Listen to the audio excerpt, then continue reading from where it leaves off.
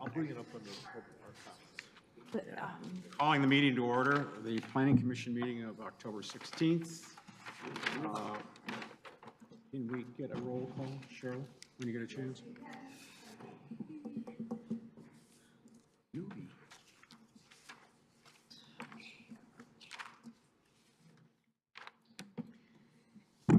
Going in order here, we'll start with Commissioner Stimson. Here. Ware. Here. Conigan. Yes. Aspinall. Here. Grant. Here. Brickner. Here. Manti. Here. And Chair Treflin. Here. Thank you. I need a motion to approve the agenda. So moved. Second. Moved and seconded. And who was, I'm sorry, who? I moved. Steve, supported. Thank you. All those in favor say aye. Aye. Opposed, same sign. Thank you. First item on the agenda is a public hearing, cluster site plan 57-4-2025. The address is 28,000 West 9 Mile at Inkster Road. It's a former Boys Republic facility. Okay. Who's the proponent?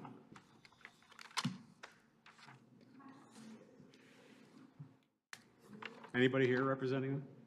Yes, sir. Sorry. You're up.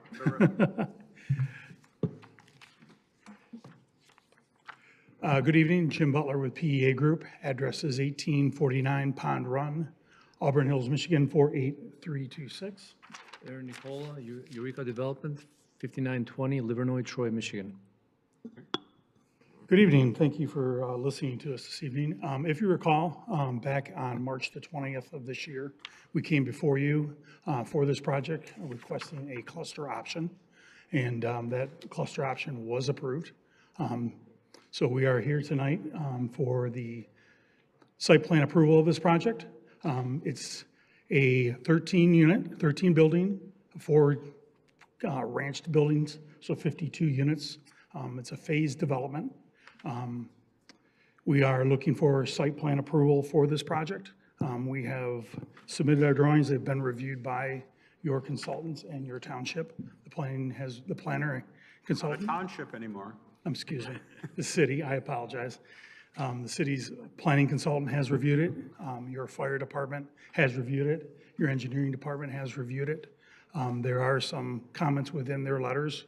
We've taken the time to meet with both the fire department and the engineering department several times to work out some issues that we had. And I believe we have a fairly comprehensive plan that's, we believe is a good quality project and services a need within the community. If I may add a couple of small points here, as Jim mentioned, this is a phased development, whereas we're coming here for phase 1 site plan approval, which is the site south of Rouge River. We also, in a docket that you see, we've included a conceptual plan for the number of maximum units for phase 2 in the future, which will have another future site plan submitted accordingly. We also would like to inform you that we have, the ownership has voluntarily offered a nature preservation conservation easement on a north end 7 acres dedication as part of the site plan approval. And we do have, I think, support from Oakland County Parks and Recreation for this dedication. And I believe there's, Oakland County Parks is looking into maintaining this 7 acres plus of wetland nature to the north of the site. And it's depicted in your packet. You'll see it in the site survey on the second page of the survey that shows the northern part of the property. It's depicted on a line. Maybe you can show it up in, I think you passed it. Go back a few Yeah, go back a few pages maybe. Yeah, this one. So you'll see a line on the left side. So that's proposed for conservation easement, nature conservation. The whole site, over 7 acres. Okay, thank you. Thank you. Anything else?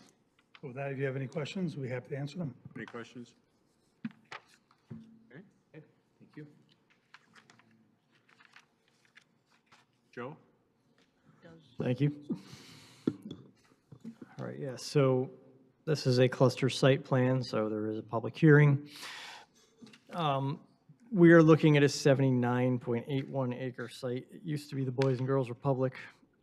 Um, It's zoned RA1 single family. There is a kind of campus already developed on the site. Some of that is north of the Rouge and some of it is south. The portion of the site that we're looking at with this plan is entirely south of the Rouge. So there's some existing buildings there that will be taken out and replaced with the proposed development. Everything surrounding this is single-family homes, RA1 zoning to the north and east, RA4 to the south, and then the west is RA1 and RA3. Site's accessed from 9 Mile Road. The qualification stage of this occurred a little bit ago, earlier this year, and there are 2 levels at which a development can qualify for a cluster development in terms of density.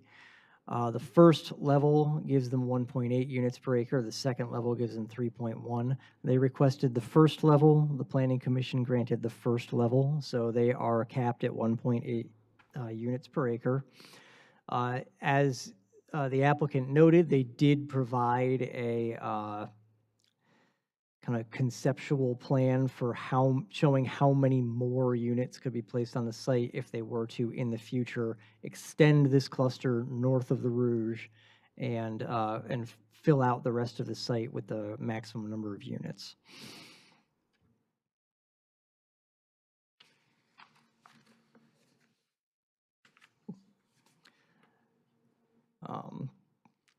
Getting into the site plan itself, there are 52 units shown across 13 buildings. That's 4 units per building. That actually, if they were never to build any more units, would net out to 0.67 units per acre over the full acreage of the site. These are ranch units in each of the buildings. All units have attached garages. The plan shows a couple of connection to 9 Mile Road, along with the preservation of the bridge that currently leads across the river to the facilities in the site's interior. Wetlands on the site are generally avoided by development. There is a small portion of wetland seed that's placed in a culvert on the western side of the site, and the detention pond in the southeast corner encroaches into a small portion of existing wetland A. The plans do identify a common observation area and pedestrian walkways with connections to the 9 Mile sidewalk. And that phase 2 would be an additional 88 units if it ever gets constructed.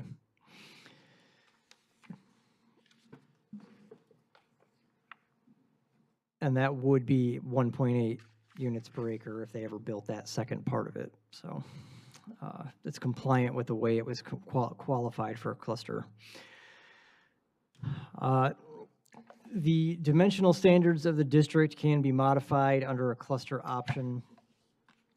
We have shown the standard requirements for RA1. That's Hunter's. I am not in control of that. Oh, I'm sorry. Wrong project. Sorry. Okay. I didn't see that one before. So in RA1, we have a required 40-foot front setback. They're proposing 76 feet. In RA1, the side setback has to be 10 feet on the least side and 25 total. They're at 173 feet on the east side and 43.68 feet on the west side. The rear setback in RA1 is 35 feet. They're only on the southern portion of the site, so their rear setback here is 1,958 feet. Building height is limited to 30 feet in the RA1 district. They are at 22.5. And of course, they meet the minimum lot size because they have 79 acres. They're not doing individual lots here. These are units that will each be owned or leased from the walls in. Everything else is common space. There is a separation standard that groups of attached buildings have to be at least 25 feet apart from each other, and that is met by this plan. Some other cluster standards, there's a 20-foot setback to garages, and these garages all do meet that. The side of a cluster facing a major or secondary thoroughfare has to be set back 25 feet. That standard's met there at 76, and that, in this case, the major or secondary thoroughfare would be 9 Mile Road. No building may be placed within 25 feet of any property line. They are meeting that standard as well. 15% of the development has to be set aside as open space. There is definitely well over 11.7 acres of the total site that's not being developed. As noted, they're setting 7 of that aside as a conservation easement.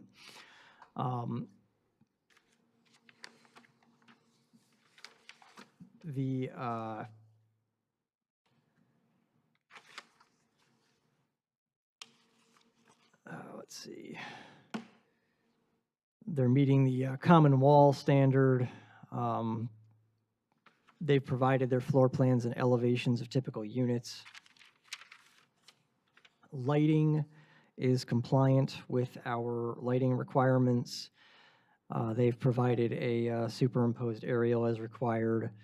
Looking at tree removal, they have a total of 353 replacement trees that are required. They've provided 316 of those, and they're proposing to pay into the tree fund for the remaining 37.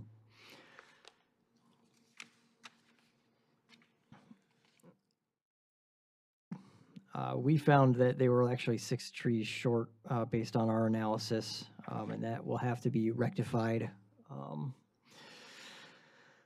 Looking at the landscaping requirements for a cluster development, 19 street trees are proposed, which is what is required.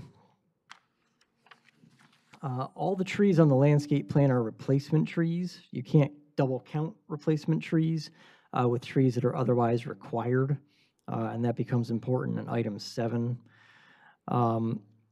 So there's a buffering transition area that's required adjacent to one-family districts.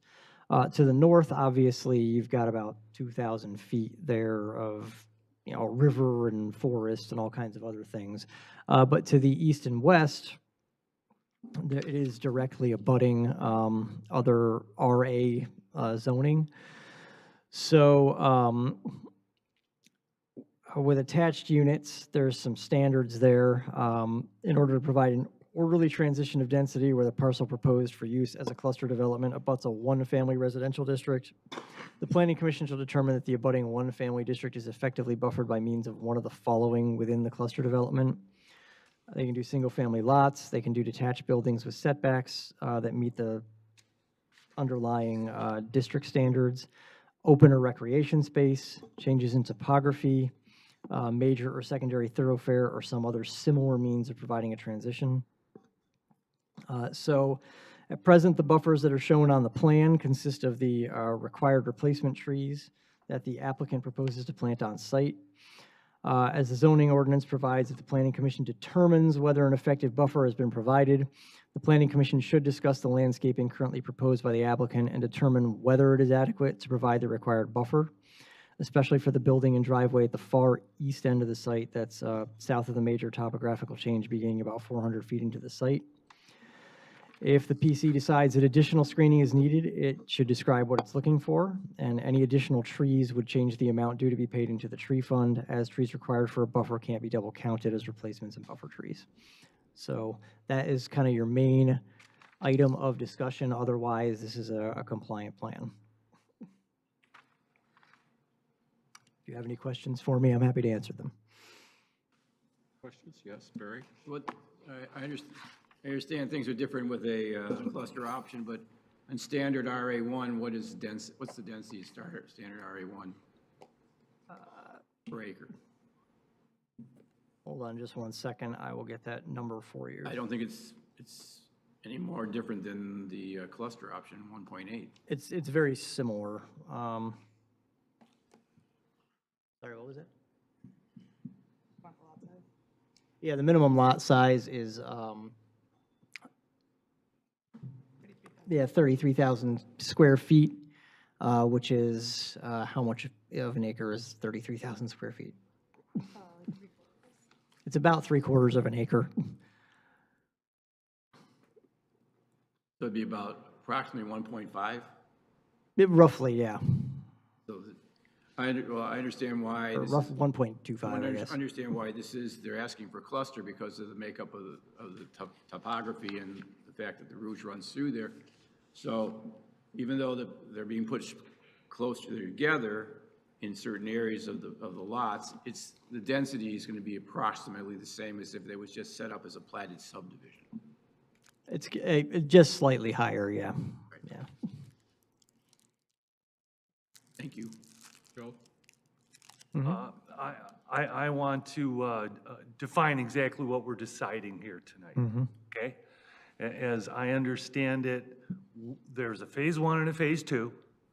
We are essentially approving the site plan we're asked to approve the site plan for phase 1. Correct. And then we're also at the same time approving a concept for phase 2. You are not approving a concept for phase 2. We're not doing anything You are with not. phase 2. Phase 2 is for your information. It is not being approved tonight. Okay. The approval of the cluster option gives them the density allowance for the Yes. future, and that will carry into the future, but you're not approving anything about that plan for phase 2. I especially wanted to clarify what our decisions today, how they affected phase 2, and they have no effect. Yes. All right. Thank you. Anyone else? Okay. I have a question for Joe. Are they tearing down every structure that's currently in phase 1? All the structures that are south of the Rouge are coming down, yes. Thank you. Okay, yes, Joe. I had another question. I was there. It looked as though those were dorms that they're tearing down. Is that, what were Yes, those structures? To my knowledge, there was a little bit of office space and some dorms, but the applicant can confirm that better than I could. That's true. There are some residential, good evening. There is some, Name, please. pardon me, Red Nurshai, a representative of Wellspring. There is some, there used to be a program which housed children there well after Boys and Girls Republic, but all the kids have been moved, so that everything is vacant right now. There's nobody there.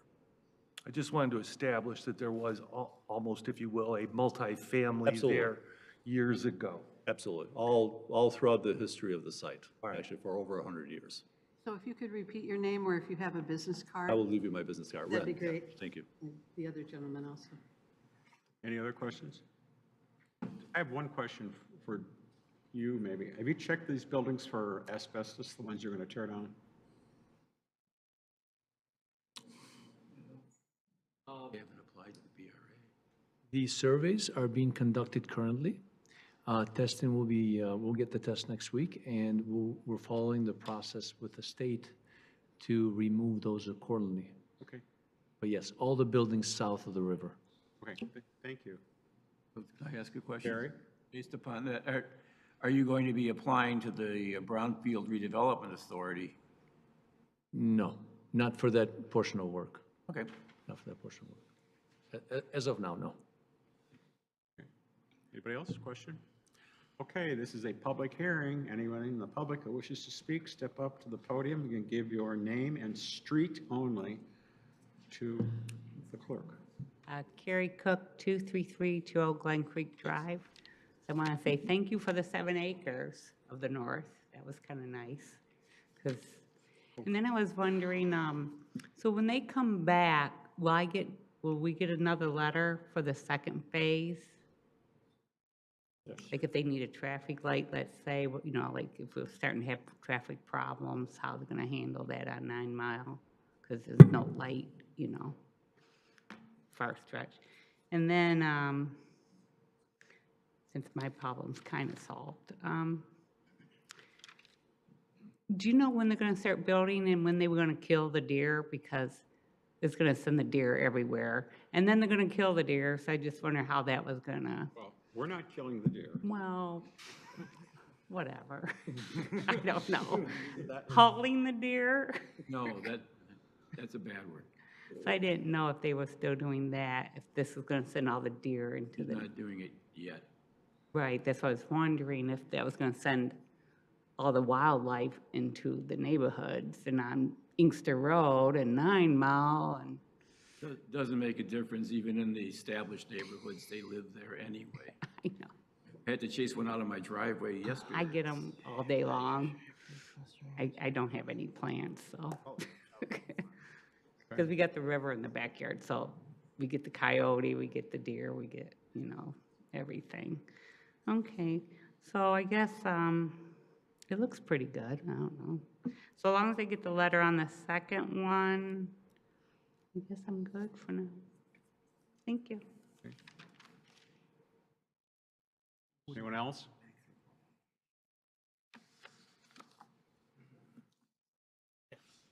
Good evening. Name is Brian Yeldu.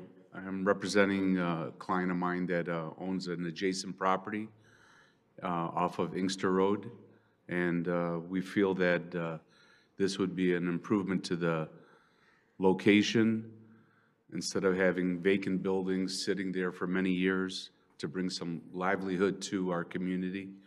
And we recommend that if the city would take that into consideration to approve it for them. Thank you. Could you spell your last name? Yaldoo, Yaldoo, Brian, Brian. Thank you.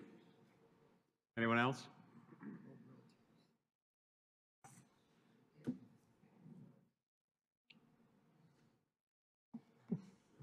Didn't we see someone saying they want it? I really like what you're doing there.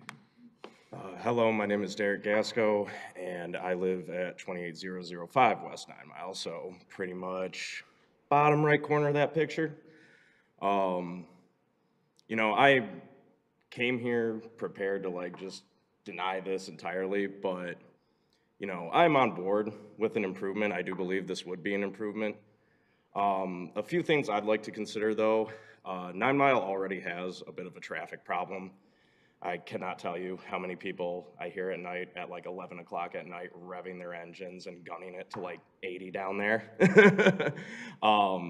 So I'm a little bit concerned with an excuse to add more people to this road already that already kind of has a problem with driving in general, especially with people turning left into either of these access points. So one thing I would like to see is perhaps maybe the implementation of a little bit more traffic control devices there. Not sure what that would look like because I'm not an expert, obviously. I'm just some random schmuck that showed up here tonight. Another thing, and this is just a nitpick personal preference of mine, I would probably enjoy it a bit more, or at least be more on board with it, if these frontal units that are going to be directly across from my house were maybe eased back a little bit and give the residents right across from 9 Mile a little bit more breathing room. Maybe not so that I can stare in someone's window and they can stare in mine. As the one miss I mentioned earlier, it is very scenic. So obviously to take in consideration, I want to see as much of this preserved as possible. I don't know if I agree with 7 acres set aside out of a 79 acre plot. Maybe I'd like to see a little bit more there. But all in all, I do for the most part agree with the plan, but these are just some things I'd like to be maybe taken into consideration, maybe put a little bit more into planning before we actually start to do any construction on there. Because let me tell you, I'm not going to be happy when the construction starts either way. So thank you for allowing me to speak. Sure. Thank you. Next. Nobody? Okay, I'll close the public hearing at this point. Thank you for your comments. Gary? Well, the one gentleman who came up, I'll let you know that the proposed setback is 76 feet from the right-of-way, And for RA1 district, it only has to be 40 feet, so it'll be further back than you would normally see in a regular platted subdivision. So, unless somebody else has questions, I bring a motion. Through the chair. Can I just address one of the questions that was asked about the public hearing? I just want people to know what the process is. If they do come back for phase 2, there will be a public hearing for the site plan. Just wanted people to know, because it was asked. Thank you, John. Mr. Chair, Barry, per your motion, is there some sort of clarification on landscape screening we have to come to terms with? Yes. Are there illustrations that we can look at, the specific area we're talking about, so the public can see it as well? See what we've got up there. The question is what they're proposing, is that sufficient? Do we have to make a finding on that? That's correct, yes. It's sufficient. That was on, If, Okay. if we may clarify, can you go back to the previous site plan, top view real quick? This one. Okay. On the east side of the property, we have Rouge River, and we have trees that are not depicted on our survey to the east of the river that serve as additional landscape buffer that's existing, that's being maintained. I just want to make sure that's clear from this picture here, and also from the render. It's on an angled bird's eye view, so you don't get the right feel, but there's 148 feet between that rear, the last house to the east and the property line to the east. And that area is the valley of the river plus trees, a lot of trees on the other side. If you can look at the aerial. Aerial, you will see the trees. You'll see, right, either one. This one, yeah, Right this one. You see all these trees, they're all part of that. They're all buffer, mature trees. existing. Just wanted to clarify, thank you. I have a question for you, actually. The circle that's right there, and it says observation deck. Yeah, so it's for the community. So what we have is the idea was that we have sidewalks throughout, connection to the 9 Mile, and then we invite the neighbors, it's gonna be a community, right? To come in and enjoy the river on an observation point. It's gonna have a couple of benches where people can spend some time with their dogs. So everybody is welcome to come to the community. And what is the yellow line that?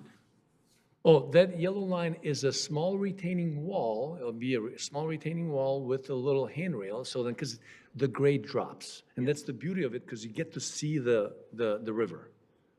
It's gonna look nice. Is that gonna be poured in place? Pardon? You're gonna pour that, poured concrete? The pad will be a poured, circular, concrete pad, yes. And the barrier? The wall will be a ornamental, wall, the way we have right now. It's only 4 feet, is it 4 feet high or is it ornamental? Yeah. So if somebody comes and slips off that circle and heads down. No, toward- we will have a railing. So there'll be a rail on top of the wall. That's the point. So, thank you. Thank you. Thank you. Mr. Chair? Yes. We go back to that landscape screening issue. So Joe, could you identify what we're looking at and whether or not it's acceptable or not to the planning commission? It's really the west side of the site where up here you can see there's kind of, it's almost like, it looks like a balloon. There's a road that comes up and then goes back around some units there. That's where units are closest to the side property line. They have a row of trees there, some of their replacement trees, and that's really the one spot that we're looking at here. Right here. For you to make a determination as to whether or not you're comfortable with what they've put on the plan. Right. So do we have additional room to put additional vegetation there? I mean, we're looking at it right now, the crown of the trees, existing trees seem to be. There are definitely trees on the other side of the property line. I mean, I want to cut trees down to put up trees, right? Sure. I'm not sure how you want to work this. He wants to make a motion. Well, but you have. I'm just identifying a thing that the staff said we had to make a finding on before we made a motion. And if he doesn't want to, no, okay. I agree with what he's saying, and we are supposed to discuss whether or not we think that the buffer is sufficient before the motion is made, and we can include that as a part of it. I think it's fine. I just wanted us to have a discussion on it. And I think it's not. Okay, that's fine. But I don't think it I think we're looking at 3 or 4 more trees there, that's all. I did visit the site. It is not winter right now. You can't see through it right now, but I think you could. And I think the houses with the driveway and all, you know, with the driveway and all, it's pretty close to the neighbors. Right now, there's a small gap across from a couple of driveways. I think we're talking about minor changes to improve the buffering I there. have no objection if you want to put some conifers in there, because we got deciduous trees, the leaves are going to fall, we get that. So if maybe staff wants part of the motion. Exactly, I would be very happy with staff Cite addressing something? our concern.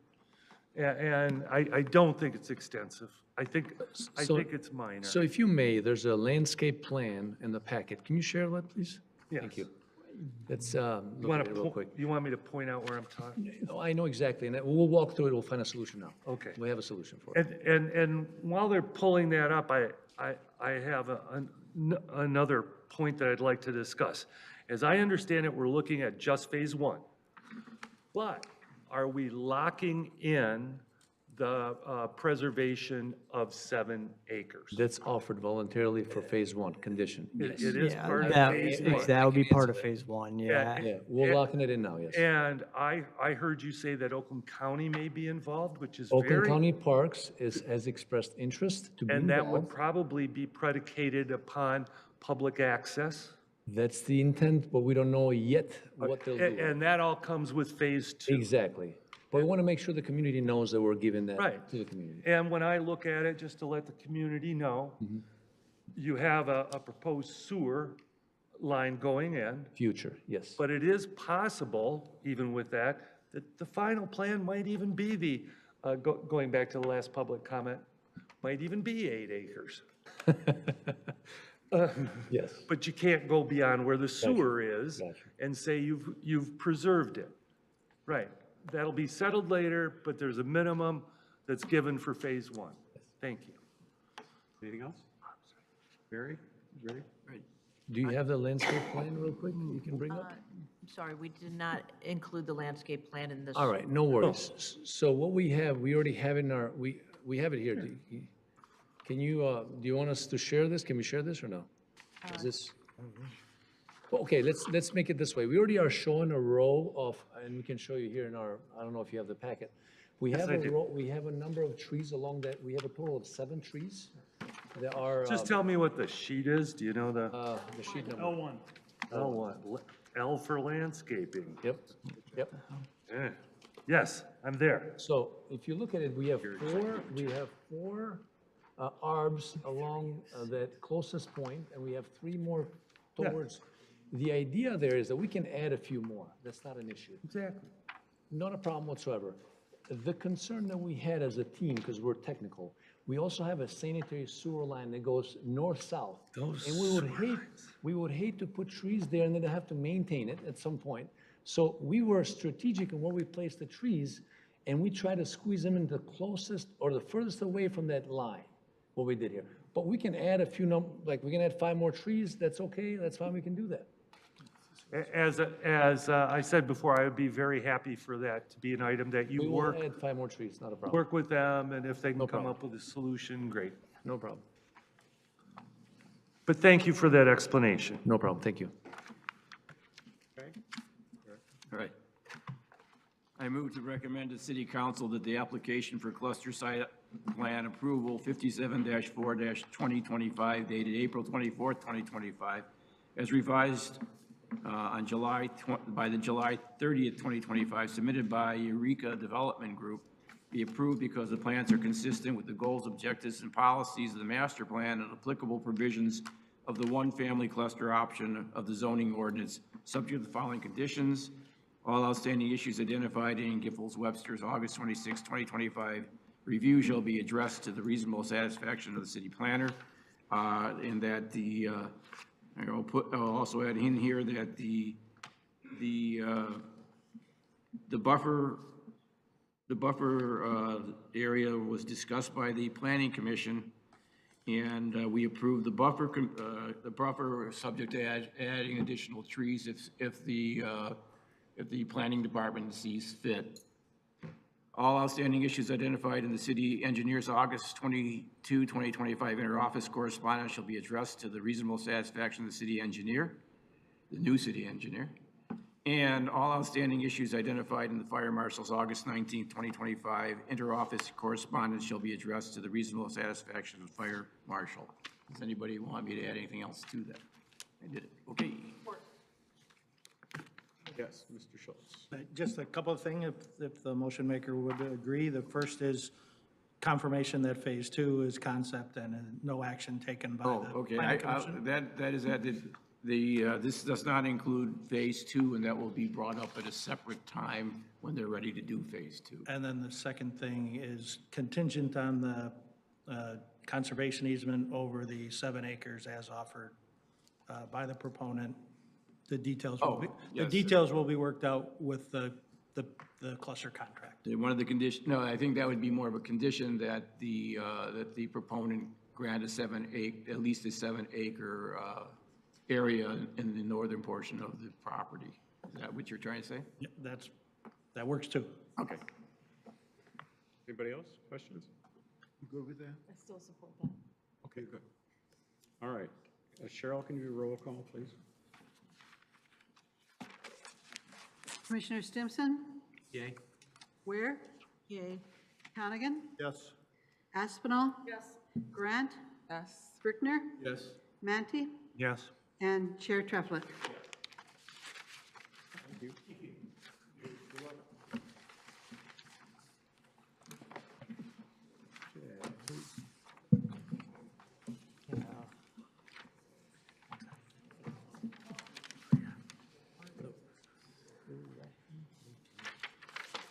It's surprising, not a lot of people talk about it.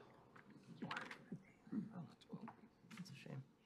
Okay, the next item on the agenda is amend planned unit development 12 of 2014, including site plan 60-7-2025. It's on 12 Mile West of Orchard Lake, and it's a Culver's Restaurant. Yes. Thank you. So this is, PUD 12, 2014. So this is the Orchard 12 Shopping Center at Orchard Lake and 12 Mile, as the name implies. There is a outlot down along the 12-mile frontage that is currently occupied by parking, and they are requesting permission to put a drive-through Culver's there. So the separate lot is 0.5 acres, or about 24,700 square feet. It's parcel B in the PUD agreement, so anytime I refer to parcel B, that's what we're referring to. They're not proposing modifications to the rest of the PUD except for the removal of several parking spaces to accommodate this development. But the project is going to affect circulation through the site as well as the available parking for the larger Orchard 12 shopping center. This is in the B4 district, and of course there is a PUD in place. There's no natural features really, and it's entirely surrounded by other commercial development and zoning. Site would be accessed from the larger Orchard 12 shopping center. And there is some access easements that need to be addressed administratively to ensure that there's free flow from one site to another. This is an amendment to an existing planned unit development. So as usual, the Planning Commission makes a determination as to whether or not it's a major or minor amendment to that PUD. And if you make a determination that it's major, you would set a public hearing on the amendment and then ultimately make a recommendation to City Council. So they have submitted a site plan. Proposed use is a standalone drive-through restaurant. The existing PUD agreement permits a drive-through restaurant on parcel A, but not on parcel B. So that would have to be amended to allow a drive-through restaurant to be constructed here. Per section 34-427.2, fast food and carry-out restaurants are permitted in the B4 district only when located in a building with at least one other use and not with a drive-through.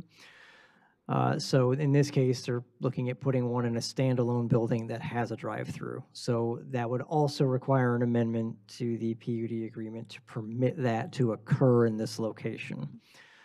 Therefore, we would consider that to be a major amendment.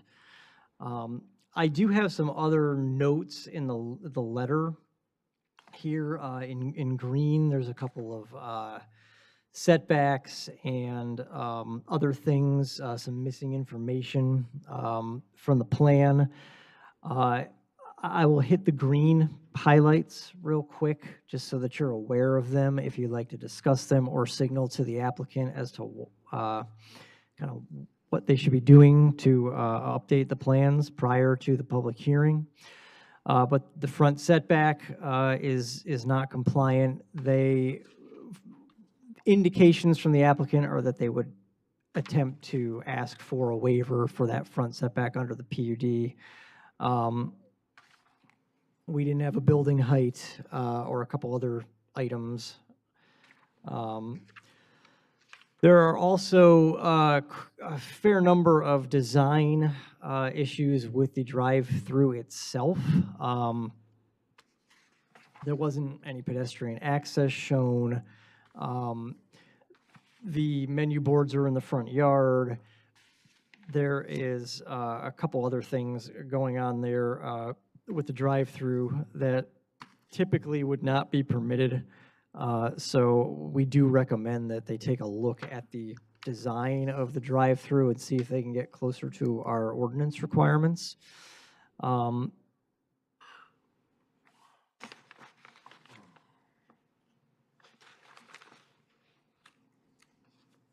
They also don't show how many stacking spaces are available, so they're going to have to put that on the plan so that we can see if they're meeting our stacking requirement. And then when we get to off-street parking, we didn't have detailed floor plans. They used a usable floor area of 80% to estimate a parking requirement of 110 spaces. They're providing 18. And there's a net reduction of 66 spaces on the site. So we have recommended that a parking study be provided. We understand that that's been provided to engineering.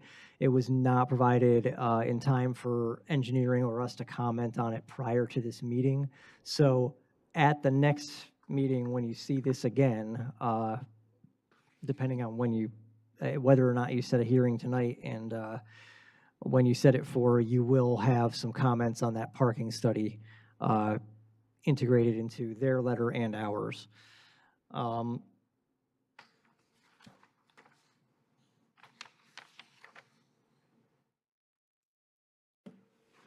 Other issues that we had pertain mostly to missing information or changes that need to be made to the lighting plan and things like confirming that rooftop screening is provided. This is all stuff that we would like to see before it gets to the point of a hearing. So when you're setting a hearing, you might consider from a time frame perspective whether or not it makes sense to set it for the next meeting or for a meeting beyond that to give them some time to provide that information. And that's, of course, something that you can also talk to the applicant about and see what their time frame looks like. Do you have any questions for me? Yes. I don't really like, but according to the plan, parcel C is part of that main parcel, and I would assume that they had to go through a PUD amendment as well? Yeah, that's correct. To put what they put there? Yep, Was I think that was 2017. Is that a major? Yeah, it was a major. Okay.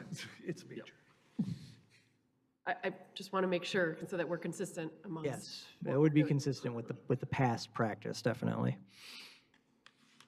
Yeah, 2013, I think that other one was, if I recall correctly.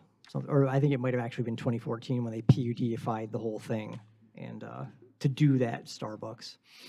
The biggest question that I have is because I can't gauge it. How much closer to 12 Mile will the Culver's be than, let's say, the bank next door and the Burger King, which seem to be in line? Is this going to be in line all along, or is this going to be actually closer to 12 Mile Road? It's roughly in line with those. And like I said, they have indicated that they'd be looking for relief from that front setback standard. Some of these other standards, we're hoping that they're going to get closer to compliance or into compliance with some of them, but that one, they seem to be wanting to go for relief on that one. Well, as I've seen in other amendments to PUDs, when it was what we would consider a rather small change to the PUD was considered to be a major change. This would, I think, this fits underneath that category quite, quite a lot. So it's not as much as I hate to put them through this. If we're going to make other people go through changes to PUDs with minor changes, this is big time. It's nice to have a Culver's in Farmington Hills. We don't have any near here. But they have to go through the same procedures as anybody else asking for a PUD amendment that would be basically redoing an outlot, in my humble opinion. Anyone else? Yes. Mr. Brickner just asked if it would be in line with the Comerica. I believe you said it'd be close. Just roughly looking at the sheet that you have up, which seems to show where Comerica is, I believe it would be 30 feet closer. Gotcha. Which to me is not that close. It would be significantly closer. So I guess that would be an issue that we are concerned with. Do we even know if they're going to keep that open? Now that they're merging with Fifth Third? No. You haven't heard anything? Other than Comerica? Diane, have you? Yes? Yeah, has there been a traffic study at all done with this? One of my concerns is gonna be the traffic coming in and out of here for drive-through versus a sit-down restaurant. The volume may significantly be higher. Trying to make a left out of this complex is tough enough as is. For Burger King, we forced them to institute a right turn only. I'm just concerned what this might do for traffic and if a traffic study had been done. Yeah, a traffic study has been, I know it's been requested at the very least. I don't know if it's been submitted at this point. It was submitted with the parking study, but the same thing, we didn't have enough time to review it completely. We are also concerned with this. Because I know for other past projects, we've talked about somehow trying to figure out how to get a light in there. And of course, the other side of the street is not aligned. Right. Right. But to me, this is almost, I can't see doing it without a light of some nature to make that left turn out of there.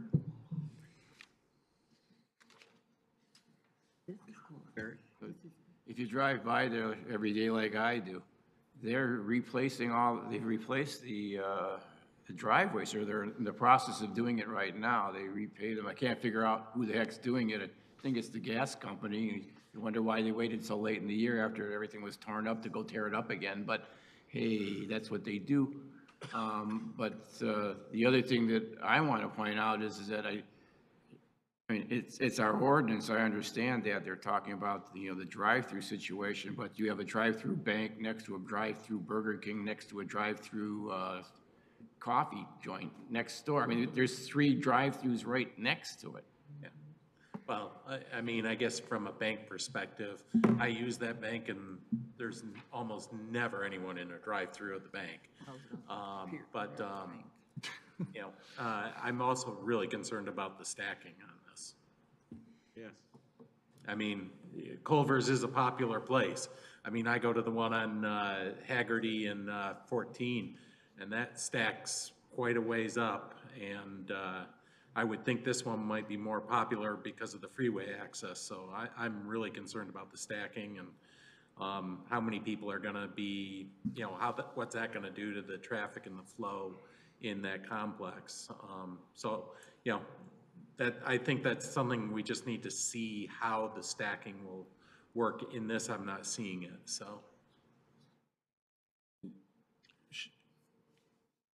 I don't think we've heard from the proponent yet, is that right? Or? Correct. If not, I mean, I think it's like, when should we have this discussion? I'm happy to do it now, but should we do it now or should we do it after we hear them? I do think there's benefit to the proponent to giving them some guidance So keep talking. at this point. I would like to say that I consider the 12-mile access to be extremely important. And I don't want the stack to go back into that. I go to several stores in there, and I wouldn't even think of coming from Orchard Lake. It's much more difficult to enter and leave on Orchard Lake. So the stacking is also a big issue to me. Even, you know, even if they had to move the entrance all the way down to the end of the complex, you know, instead of having it right where it is now. Right where it is now, and where their order window is, I'm concerned that it will go that way. So I agree. Yes. Today, there's a Starbucks here.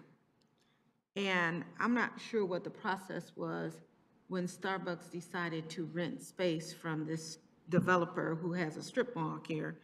But I would imagine that the Culver's is renting space as well from the same strip mall, that all of the stacking and the parking would be inside the strip mall that advertises to the public that it expects X amount of thousands of people or hundreds of people to come to it a day.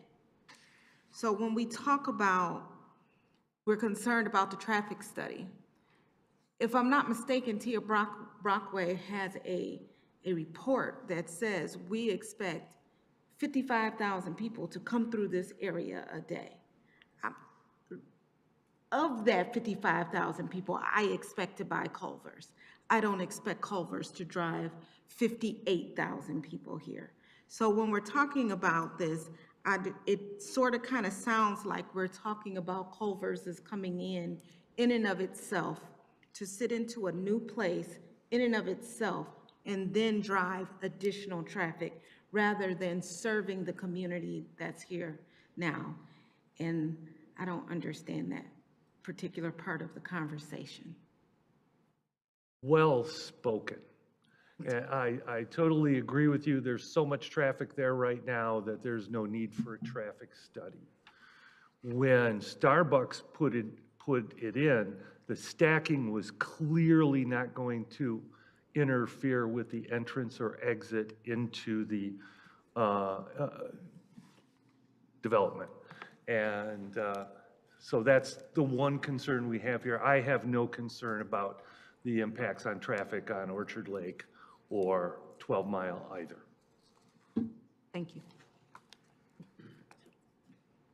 You guys representing? Okay. You looked interested. Talk about Delicious. Good evening. Alan Eisenberg, Nowak and Fraus. We're the civil engineer for the project. So just to touch on a few things that you guys have mentioned today. As far as the setback goes, Starbucks is currently at 47. We're proposing 44.7, so we're 2.5 feet closer, but pretty in line with what the Starbucks has proposed. Burger King is a 60-foot, and then Comerica is about a 70-foot right now. So it is set a little closer than those two along 12 Mile, but consistent with the Orchard Lake side of the PUD. The challenge in this lot is that it's only 200 feet deep. So with the 120-foot setback, you're really pinched on where you can put that building. It would have to go in an east-west orientation, which then wouldn't allow access around the entire building for the drive-through or for fire. So that's kind of something we looked at through this process. And then the traffic consultant portion of it, traffic study was submitted. We received comments back September 26th from the traffic engineer, and actually have our AECom representative, Luke, is here if that is something we want to discuss on that. But, you know, I didn't see anything major in the traffic study. Maybe Luke can speak to that a little bit. But I think the main concern is the stacking. And the stacking right now is planned to wrap around the building and head north, which would stay out of the main drive aisle off of 12 Mile. And how would you force that? It's a great question. I don't want to speak for you, Ron, but I think if we were looking at it, putting an island there or something with some signage would be an easy way to kind of make sure that we go north.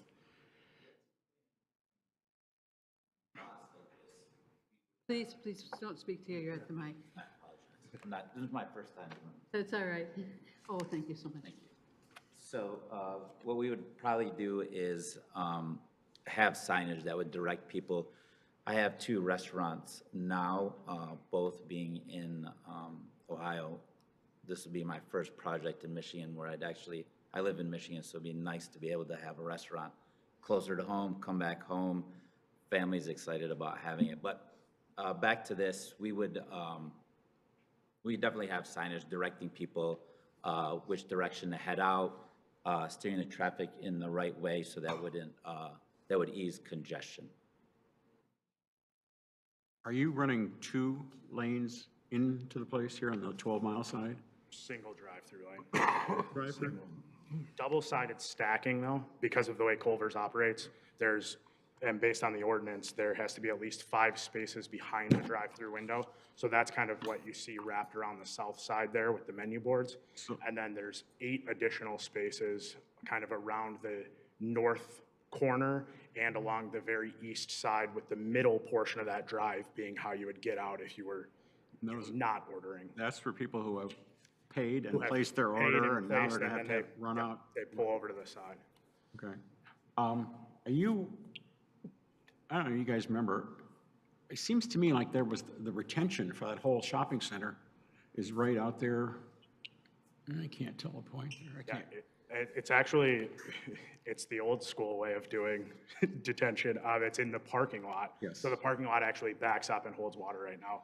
The plan would be for this site to maintain its own stormwater with an underground system under that kind of triple drive-through lane on the east side.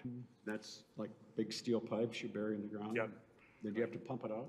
No, it'll gravity feed to the city sewer at a restricted rate. So it would actually improve that parking lot from flooding. Yes. Barry? But the one thing, I mean, I had, my concerns were about being closer to 12 Mile, but I also noticed that the buildings, the banks especially, it's got all its parking between 12 Mile and the building. There's no parking there. This is just a drive-through. Correct. So the odds of there being permanent cars there are very slim unless that drive-through is packed. But I think to your point, the max you usually have in your Toledo is like 8 stacking spaces at a time, and we're providing 13 here. Got a question. As I'm looking at this, there's also the restaurant on the corner, Scramblers with parking spaces and people backing out. Usually, and I love Culver's, I do, and would be excited for it, but at the same time, it has to work out. My concern, the car's backing out.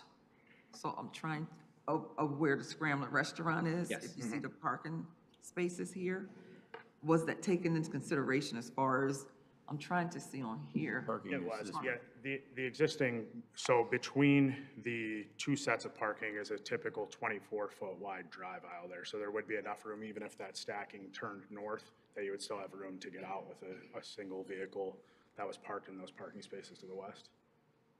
Okay, but because this restaurant, to me, seems like the only one where there's another restaurant utilizing the same parking lot, this parking space. I mean, like the one on 14 in Orchard, I mean, it's by itself. There's no.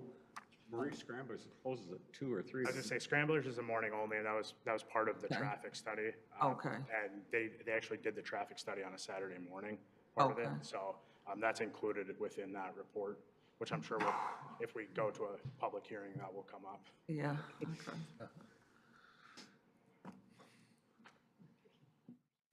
Joe? Just indicating things we would like to see. When you talk about the stacking and all, I'm used to seeing drawings of cars on there.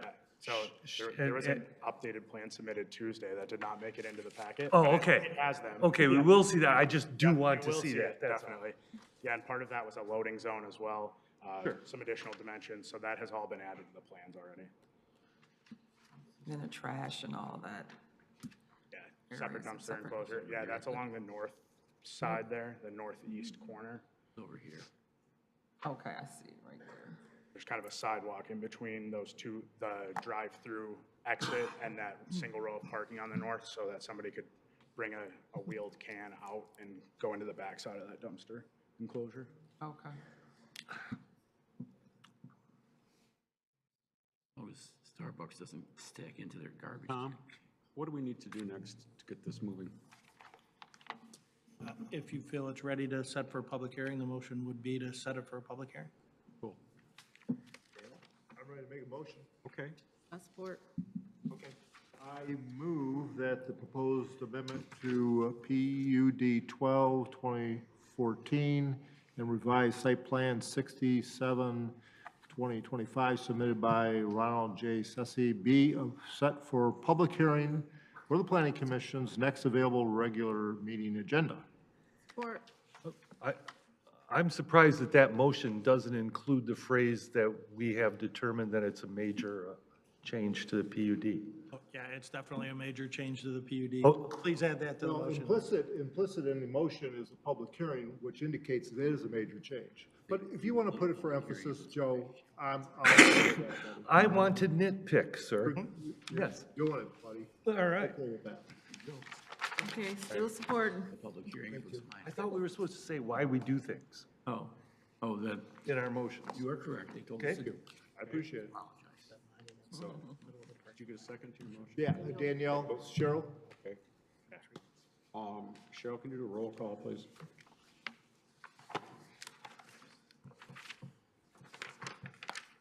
We'll start from this end. Commissioner Manti, Yay.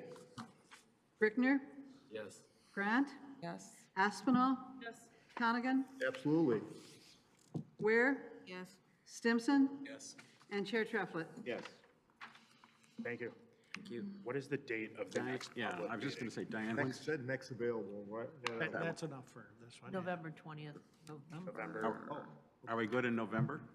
Yeah, are we good in November? I mean, you know, Need Thanksgiving and all. advertising and all that jazz?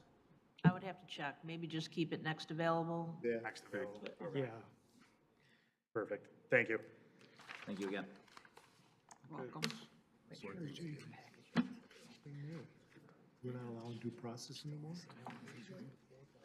Next item on the agenda is site plan 6212, 2024 Marathon Gas Station located at 29459 Mile at the corner of Middle Belt.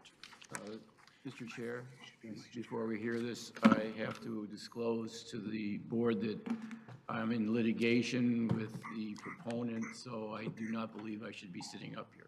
I agree. So we need a motion to recuse Mr. Brickner? Yes. Do I make my own Oh, motion? you can't make it. I can't. I'll make that There you motion. go. Okay. I move that we recuse Mr. Brickner because he may have a conflict. He does have a conflict. He does have a conflict. I don't have a conflict, I just represent a conflict, that's what it is. Okay. I'll go. Second. That's cute. Okay. All those in favor say aye. Aye. Aye. Those opposed, same sign. I abstain. Go sit in the corner, Mr. Burke. Yeah, you're supposed To to. leave. Can't be seen. Well, I'm going to bed. Okay, that's a good time to do that. Okay. Joe? I'm going to take this one. Okay.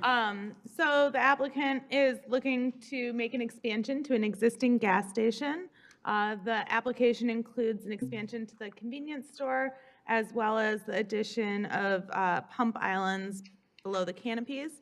Right now, they have two existing canopies, or two existing pump areas. I guess one of them does not appear to be beneath a canopy, each with two fueling positions. And they're looking to, one with two fueling positions, and the eastern one has 4 fueling positions. And they're looking to expand the existing pump from 2 to 6 fueling positions on the western canopy. Both of those canopies are directly at the front setback line. So the expansion of the western canopy would require a variance if the Planning Commission chooses to proceed. Before I go through all of our comments, I do want to note that the plan proposes to modify a site that has other existing nonconformities, and the Planning Commission should review and consider as we discuss the plans whether or not the existing nonconformities can remain or if they need to be updated to be compliant. The existing site is 19,435 square feet, just a little less than a half an acre, and it's zoned B3. It's adjacent to other commercial developments to the southeast and west, and to the north, it's adjacent to a combination of B1 and RA4, as shown on the map. The site is accessed via 3 different driveways, one from Middle Belt and 2 others from 9 Mile. There is also open access to the site to the west, and the plan proposes closing the westernmost 9 Mile Road curb cut. Gas station is a permitted use in the B3 district, provided that the site is used as a gas station as of December 31st, 2024. And subject to several use-specific standards, which I will review momentarily. As far as the dimensional standards go, as I mentioned before, they are non-compliant with the front setback with respect to both canopies. The east canopy is an existing nonconformity. However, the western canopy is expanding, which means that they will be creating a new compliance issue and would require a variance. In addition, there is only 11 feet in the rear to the B1 portion of the site, and that is an existing nonconformity as well that they are not modifying in any way. As far as the front yard open space goes, they don't have any front yard open space within the property lines. They do have some in the right-of-way, but none within the existing boundaries, and that's also an existing nonconformity of the site. And the requirement for a landscaped area not less than 10 feet deep was not provided, and it's an existing nonconformity, but we do note that there may be additional opportunity for some landscape area at the eastern portion of the site that the Planning Commission may wish to discuss with the applicant.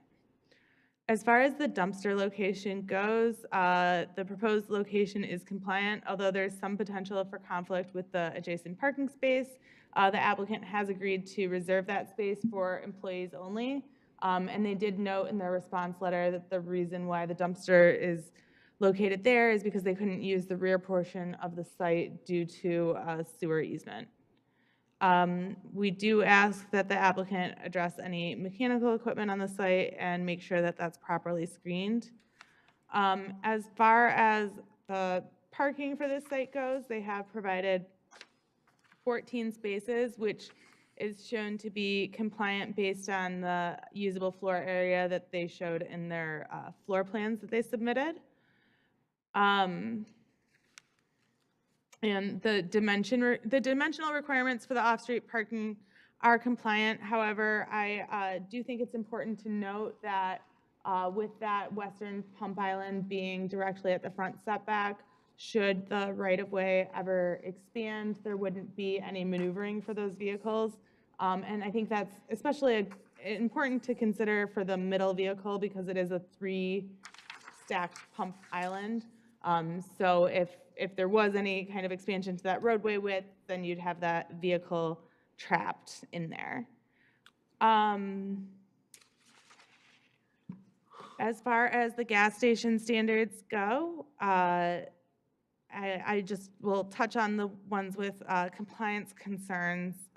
So first, there is a requirement for pump canopies to be no closer than 100 feet to any residentially zoned property. However, this is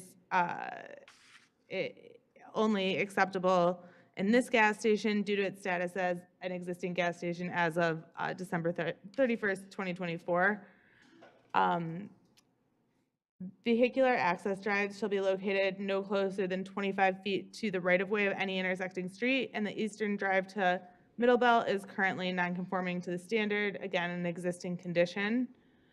The parking areas for vehicular circulation shall not be located less than 10 feet from any lot line. The eastern portion of the site is proposed to remain non-conforming with that standard. And finally, they are required to have the 2-foot knee wall. And while the applicant has provided that along both frontages, it should also be noted that those are within the right-of-way and not within the site boundaries. As far as circulation goes, our only comment there has to do again with that western pump canopy restricting the middle space from having any maneuvering if the right-of-way were to expand. For corner clearance, it appears to be compliant, but we do want to see those corner clearance triangles on the plans themselves. As far as screening goes, a 6-foot wall is required along the residential property line. They have a vinyl fence along the property line with the B1 district to the north, but there's actually no wall along that residential property line to the north. Although vegetated at present, the PC may permit a green belt where the area is left as open space and where no door is open to it. As far as landscaping goes, my main comment here is that the plans show 6 trees, but the chart only indicates 4, so we just need some cleanup there. And again, the wall comment about the residential property line to the north. As far as the light, for tree replacement, there are no trees proposed to be removed. As far as lighting goes, we do have a non-compliant average to minimum ratio of 5.95 to 1. And we did find that the illumination at the property line exceeded 0.3-foot candles in several different locations. And we did find that the hardscape exceeded the required illumination. When we calculated, we had a maximum of 29,000 lumens, and the applicant had provided 52,218 lumens with the plans. And this also applied for the entry illumination requirements, which are 2,000 lumens per door, and those fixtures are 4,664 lumens each. Additional lighting considerations for sites abutting a residential district. We need to see, right now there is illumination shown beyond the property line, so they'll need to reduce that to make sure that there's no off-site glare onto residential property. And in addition, we want to make sure that they have noted on the plans that the fixtures will be fitted with a shielding reflector on the side facing the residential property. As far as pedestrian connections go, no pedestrian connections to the 9-mile or Middle Belt Road sidewalks are provided. Although the applicant did state that there were connections in the response letter, it appears that it's all just on the outside perimeter of the site and no internal pedestrian pathways. And finally, this application first came to us in January of this year, and we've been going back and forth on some revisions with the applicant. So I do want to point out that at the time we initially received the plans, there were not design standards in the ordinance. However, those have been adopted at this time. And so some of the revisions that we are requesting now, we hadn't requested of the applicant previously. First, I do need to note that the building materials don't meet the new building material requirements. They are intended to match the existing portions of the structure. However, they have EFIS that is at grade level, and it does not appear to be used as an accent material. However, we weren't able to calculate the ratio because that's additional information that we'd need from the applicant. However, it really doesn't appear to meet that ratio, but the Planning Commission may grant relief from the required building materials if determined to achieve a specific architectural purpose or objective. The other design standards were shown to be compliant, and this includes the architectural scaling. Several features across the building contribute to building articulation. A flat roof was provided, and the parapet does not exceed a third of the height. They have compliant fenestration, and that is a requirement that applies specifically to gas stations as well. So that has been included in the plans and part of our back and forth with the applicant. And finally, as noted earlier, the only issue with the entrances is the illumination, which was considered as a part of the photometric plan that we reviewed. And with that, I'd be happy to answer any questions.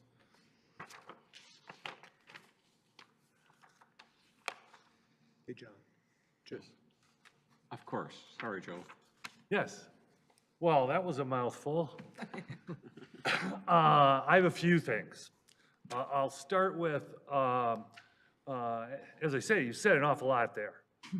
There are a lot of existing nonconformities with our current ordinance. The proponent is asking to almost double their retail space.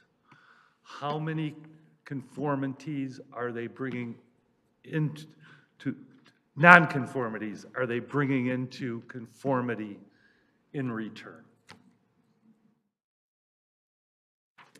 I wasn't sure I heard any. The dumpster enclosure is one of the principal ones. There are not that many others. Okay. I guess I would just say I would expect more in return for almost doubling their space. They are also closing one of their curb cuts on 9 Mile. That's correct, yeah. One of the 9 Mile entrances. That's. And the investment in the community Anyways, of a non-conforming site. I'm very curious about the land to the north, the vacated alleys. Seem to be very few vacated alleys that haven't been, given or sold or whatever to the neighbors. So I've been a planning commissioner forever, and this is about the first site plan I've looked at where there's this hunk of land with no purpose, and this is important to me in this case because a long part of that, they're proposing to not put a required fence. And I stood there, and I can't see through it, but what happens to that land in the future? I can't see through it probably because it's totally overgrown. But I have no experience what could happen to a vacated alley that was probably vacated many decades ago. I have no idea. How do I treat this? Nice of you to shake your heads. But I will just say that I'm expecting another iteration in this, and I would like to, have that addressed. Sure. In terms of how comfortable we should feel about not requiring a fence.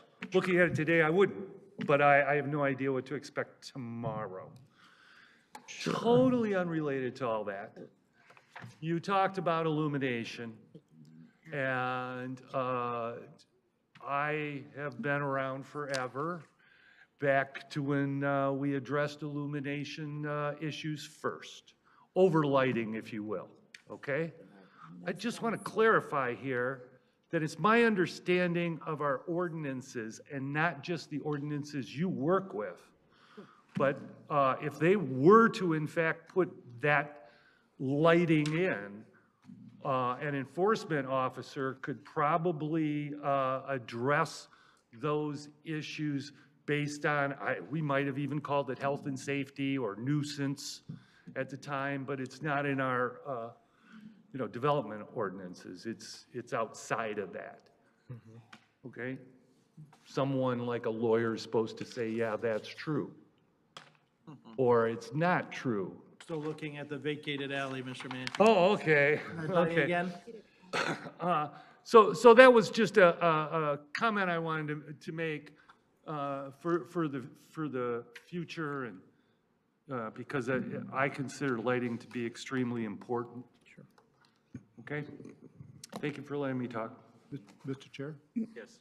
So every time we see one of these non-conforming sites, it's always a difficult issue for the planning commission because there are trade-offs in terms of what the investment is, the improvement they will realize, and what are the technical requirements of the ordinance and what's not being met. So from my standpoint, so we have to look at what the value is, the improvement to a building, the investment. Are there things that we can ask for? Certainly, the lighting has to comply with the city's lighting ordinance. So we're identifying right now we have so you have violations to the ordinance. They have to come in compliance with that. Are there other things on this site plan that we think that are desirable in exchange for the additional investment, expansion of their retail and the beautification or improvement of this site? So, from my standpoint, are there things that we see we'd like to be added to this or removed from this plan that would make it better or more palatable for going forward? So earlier, we had a proponent come up and I said, how come you don't have any trees there? I don't understand it. And he said, that's because there's a sewer there, all right? Right. I would expect that when a proponent comes forward and says, I want to double my space, I have all these nonconformities, to tell me why I can't address this nonconformity for this reason, I can't do it for this reason, I can't, and then I can say, okay. But it seems to be consistent. We should always be striving for conformity with our current ordinances. Absolutely. And if there's a reason to not do it, there's a reason. Agree. Okay. Don, we can hear from Paul. Well, Steve, I guess real quickly, on item number 8, so we're saying that this would need to go to the ZBA? Yes, for the setbacks to the canopies. Okay. So there is at least one thing that has to go to the ZBA.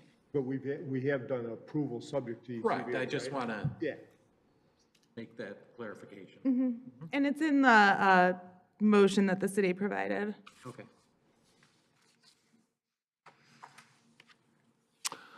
Yes. Is there more you want to say?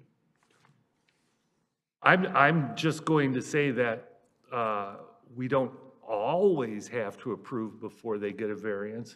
We can ask them to get a variance first. And in this case, I'm probably gonna land on that side because there are so many nonconformities. I don't understand the issue. I want to delay. Okay. Personally, to learn more on this particular one. Okay. Who's the proponent for this?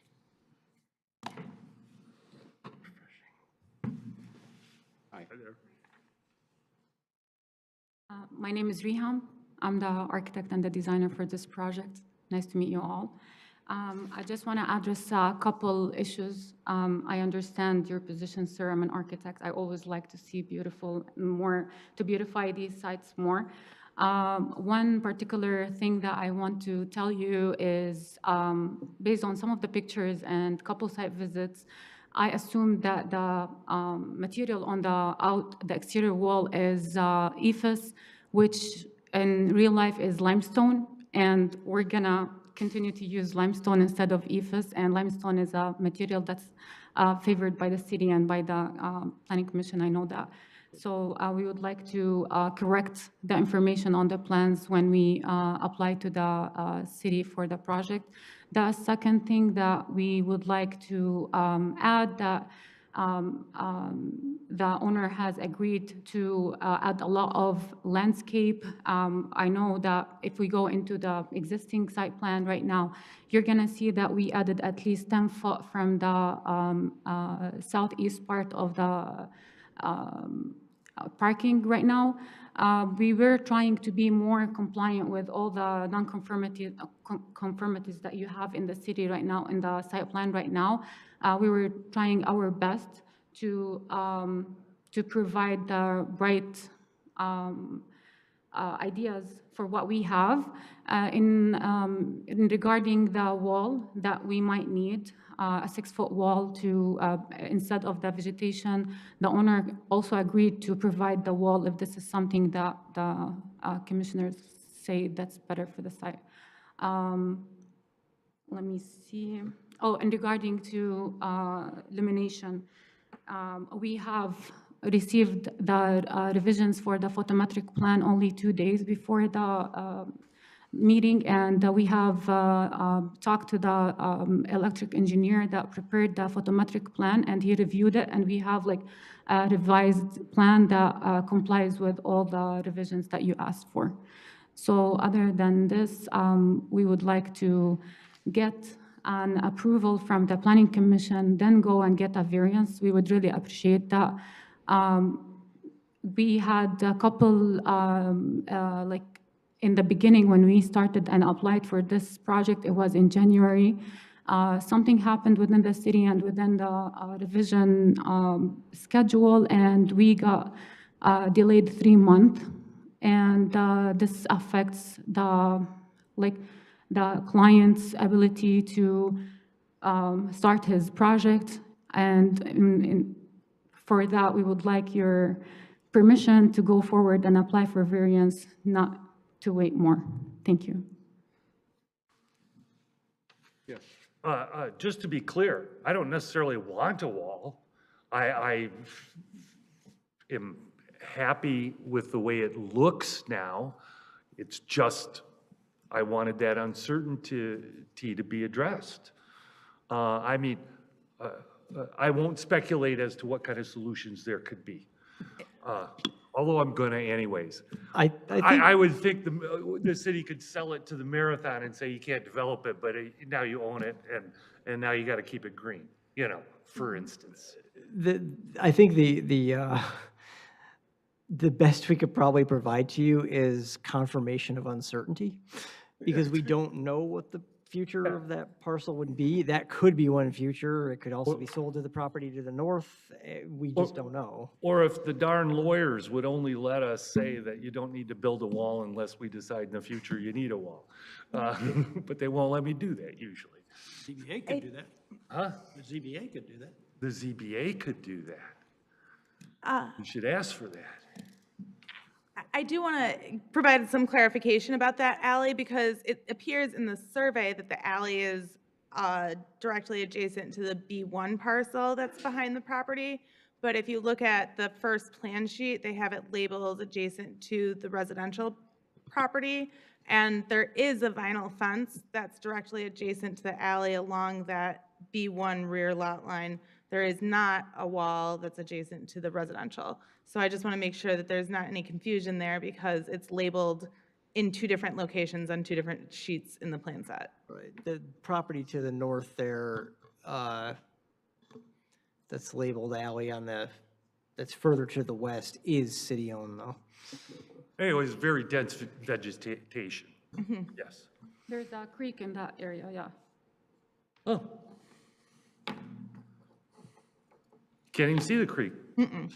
No, it's not on the survey. Actually, it was very hard to look at any sanitary lines in that area.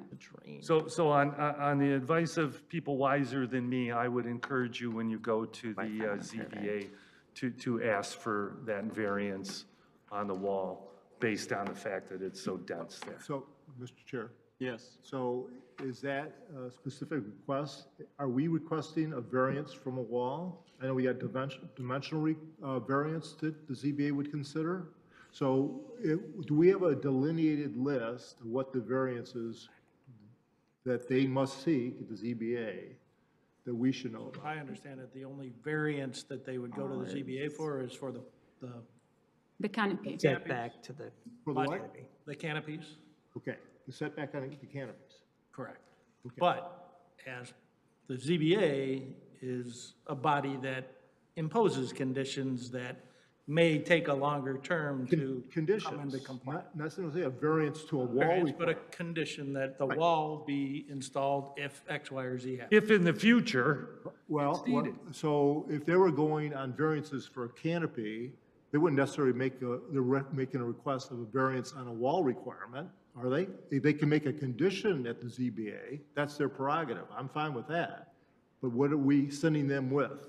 I think, They would, just through the chair, it would not be a new variance, and it would just, my answer to Mr. Manti was, the planning commission doesn't do long-term conditions like that, but the ZBA might find that interesting. as long as that ends up in our minutes somehow, that's great.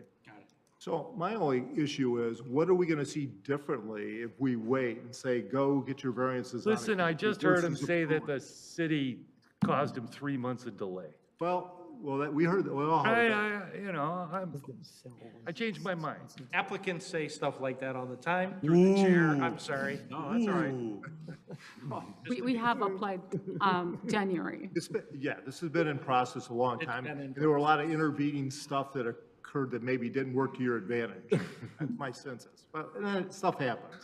But my question is, given that they've got a variance, and we all know what that is for the canopy, and there are some other issues out there, what's gonna change from this site plan that we're looking at right now that keeps us from considering it here and then approving it subject to the ZBA? And then they can impose whatever conditions they want to impose. That's where I'm at. I'm saying, let's consider the site plan tonight. And I already agreed with you. Why do you keep talking? I'm gonna shut up. I have a question for you. Go ahead, sir. You may not be able to answer, the owner may. Are they running tow trucks out of here? Yes. Sure, if you're the owner. Yes, my name is Un. I'm the owner of the gas station. Okay. Do you run tow trucks out of this? Not anymore. So next door is just a mechanic shop. Okay. The adjacent building on the west side. And you're now taking what looks to me parking out to build your building. So what are we doing on parking? I believe we're based on the I can answer that. Please. We have, since we are mercantile, we have calculated the required parking for the use of the building, and there were 12, I guess, required, and we're proposing 14. Was it Okay. 12 or 13 required, and we're proposing 14, so we're good on the parking. And if I'm looking up here at you've got the dumpster sitting right between parking spots, is that correct? Am I Yes. seeing it correctly? Yes, so based on this plan and the survey, we have we have an easement for a sanitary line, a main sanitary line that goes actually immediately behind the dumpster, so we couldn't find any better location for the dumpster other than there. We didn't want to build anything on the easement itself. We just proposed the parking spots, and we were dedicating these parking spots for employees, so they, if there is any visual separation between the parking and people coming into the parking space. Where do you handle on-site retention? Excuse me, sir? On-site retention? Rainwater? Yeah, rain? so we talked to the city, and we are studying this with a civil engineer, and we're gonna propose a new underground system. Okay, like culverts? Yes. Okay, thank you. Anybody else? Steve? I'm ready to make a motion. Okay. Okay. I move that application for site plan approval 62-12-2024 dated November 4th, 2024, as revised September 10th, 2025, submitted by Ram Sarut. Yes. Okay. Be approved because it appears to meet all applicable requirements of the zoning chapter, subject to the following conditions and determinations. All outstanding issues identified in the Giffords-Webster October 9th, 2025 review be addressed to the reasonable satisfaction of the city planner.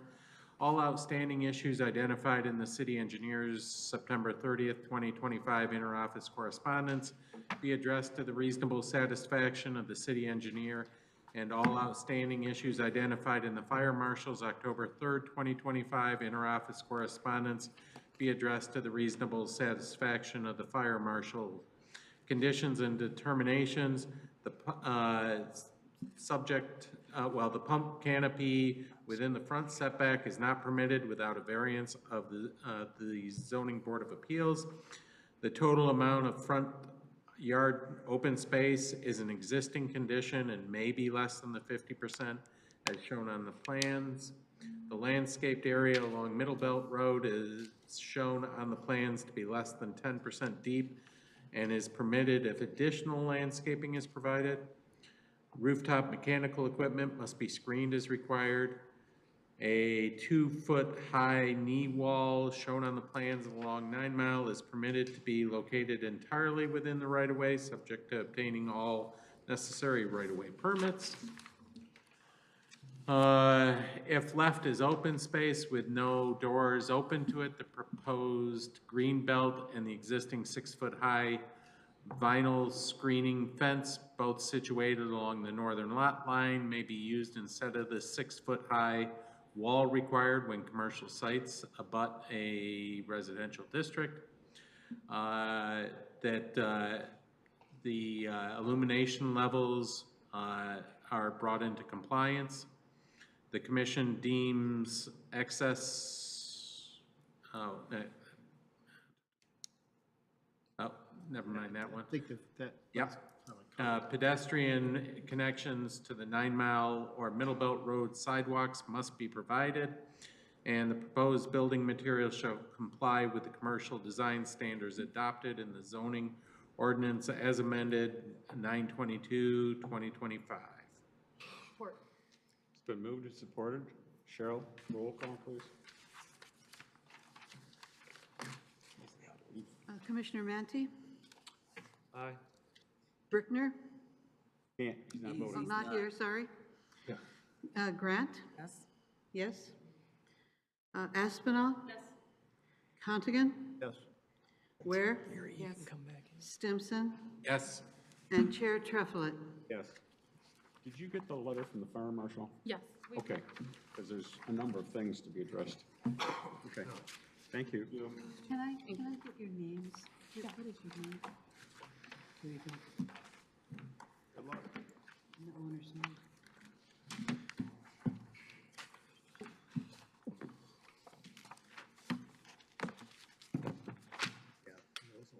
Okay, the next item on the agenda is site plan 62-8-2025. The address is 29,829 Mile at Shiawassee. It's the former Randolph Fence Company. Who's the proponent? Mm-hmm. Just, I'm gonna have the, who? We typically lead with, when there's not a public hearing, we typically lead. Okay, go. So yes, this is an LI1 light industrial property. It is a triangle at the corner of 9 Mile and Shiawassee. This is not the first time this site has been before the Planning Commission by any stretch of the imagination.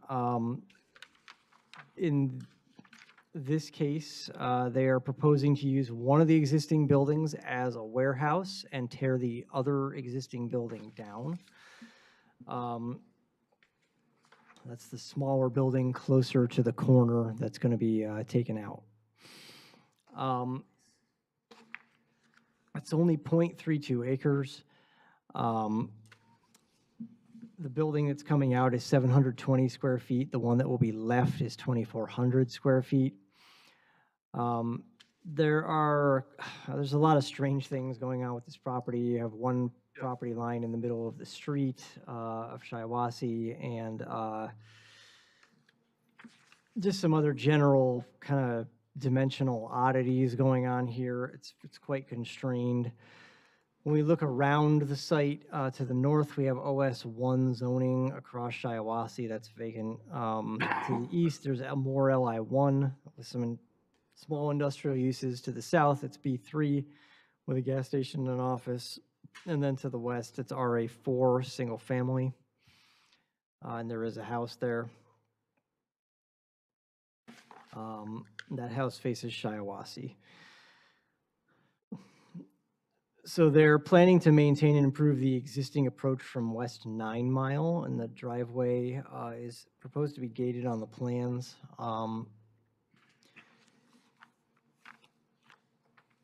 Looking at the dimensional standards, we can see that, as with the last site, there are a lot of existing nonconformities. That includes all of the existing setbacks to the building that's proposed to be maintained. We note that a loading space isn't labeled on the plan. We've got some additional comments about parking, so I'll do those when I get to that part of the letter. We don't see any notes about mechanical equipment. We're not sure if any is being proposed, but if it is proposed, it'll have to be properly screened. Both frontages do include a landscaped area. They're also proposing a privacy fence. We have some additional comments about that later as well.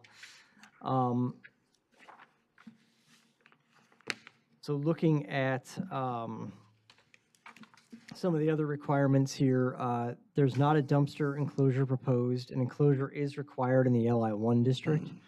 There's not really a feasible interior side or rear yard location for a dumpster enclosure, given the configuration of the lot. There is space south of the parking spaces. It's really the only potential location. The applicant, there's a kind of a couple things going on here with non-compliance, and they're all sort of related to each other with how they get resolved, so I'll summarize them at the end. They've got 3 labeled spaces. There is a 4th provided. It's just not labeled as a parking space.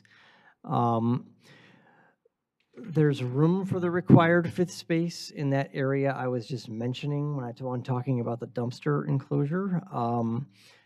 That would also require a variance for placement of a parking space in the front yard. We don't have dimensions of the parking spaces on the plan. They do appear to scale to the correct sizes, though. We'd like those dimensions added. They do have a van accessible space. So they're proposing a fence kind of along both street frontages. There's currently a non-conforming chain link fence along the exterior property lines. And that's proposed to be replaced with a 6-foot stained wood privacy fence. That new fence actually isn't compliant and should be removed from the plans. If the applicant does require a fence, a variance for its location would be required.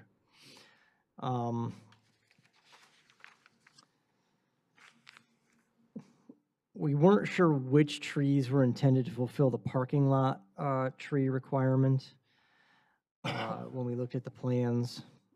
It did appear that generally the landscaping is compliant with the ordinance. That was one point of clarification that we were seeking. We did not have a photometric plan. We weren't sure if they were actually proposing any lighting on the site. We'd like them to clarify that at the meeting. If they are, they'll have to provide a plan for that and show that they're in compliance.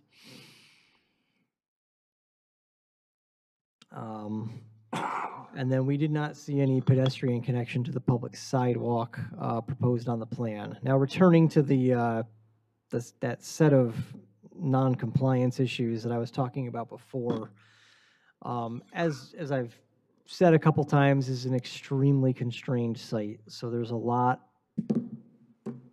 of things that are competing for space here. The lack of a loading zone, the lack of that 5th parking space, and the lack of the dumpster enclosure all kind of have one place they can be addressed, which is that area to the south of the marked parking spaces, or perhaps in the yard south of the building. Now, that puts any one of those things in the front yard, which is of a variance for its location. If you were to add a dumpster enclosure, you could likely put the loading space in front of it, but not a parking space. I'd like the applicant to speak to what's going to be happening in this building and how many people they anticipate will be there to facilitate that discussion. But at any rate, there are going to be, and I don't know what they are necessarily right now, but there will be variances needed to accomplish the redevelopment of this site and be compliant with the ordinance, because the variance is the only path to compliance for at least a few of these things. So as you discuss what you think is most necessary and how that might work for the applicant, we'll kind of figure out what those variances would be. And when it comes time to make a motion, we can try to provide a list of the actual variances that would be sought. It might be for one less parking space plus a dumpster enclosure and loading zone in the front yard or something like that.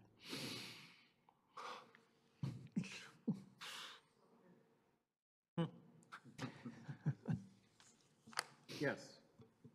Thank you for joining, Rich. I believe I understood you to say that the property line goes down the middle of Shiawassee? It is in the Shiawassee right of way. It's right of way that was never dedicated in the past. So there's the property lines out there in the pavement. In the pavement? It's a night of firsts. Okay. Never seen that before. So I imagine that makes it more difficult for your review and more difficult for them to, does that affect their ability to comply with anything? Make it easier, harder? Does it affect the review at all, or just ignore it, Joe?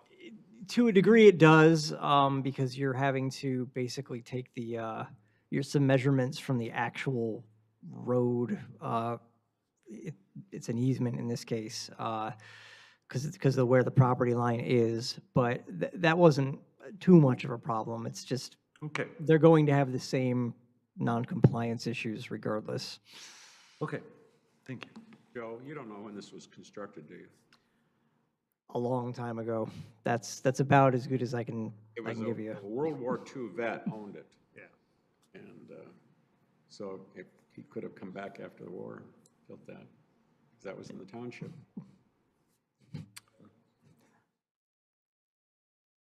Oh, Okay. Is it safe to say that this building predates zoning? Yes, absolutely. I mean, it certainly predates Dates the city. Farmington Hills being a city, yes. Predates 74. I just didn't realize it was light industrial over there. It's because it's right next to a neighborhood. Yeah, there's a couple other light industrial properties to the east across And it's right down the Shiawassee street there, from yeah. the prior proponent. Mhm.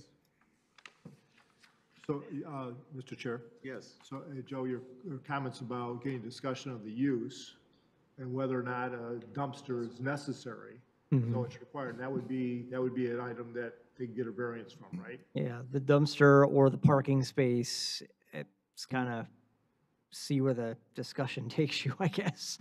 And under the light industrial building material, are we okay with building material that proposed, or is there a building material issue for those folks? No, there isn't. Okay. Proponent?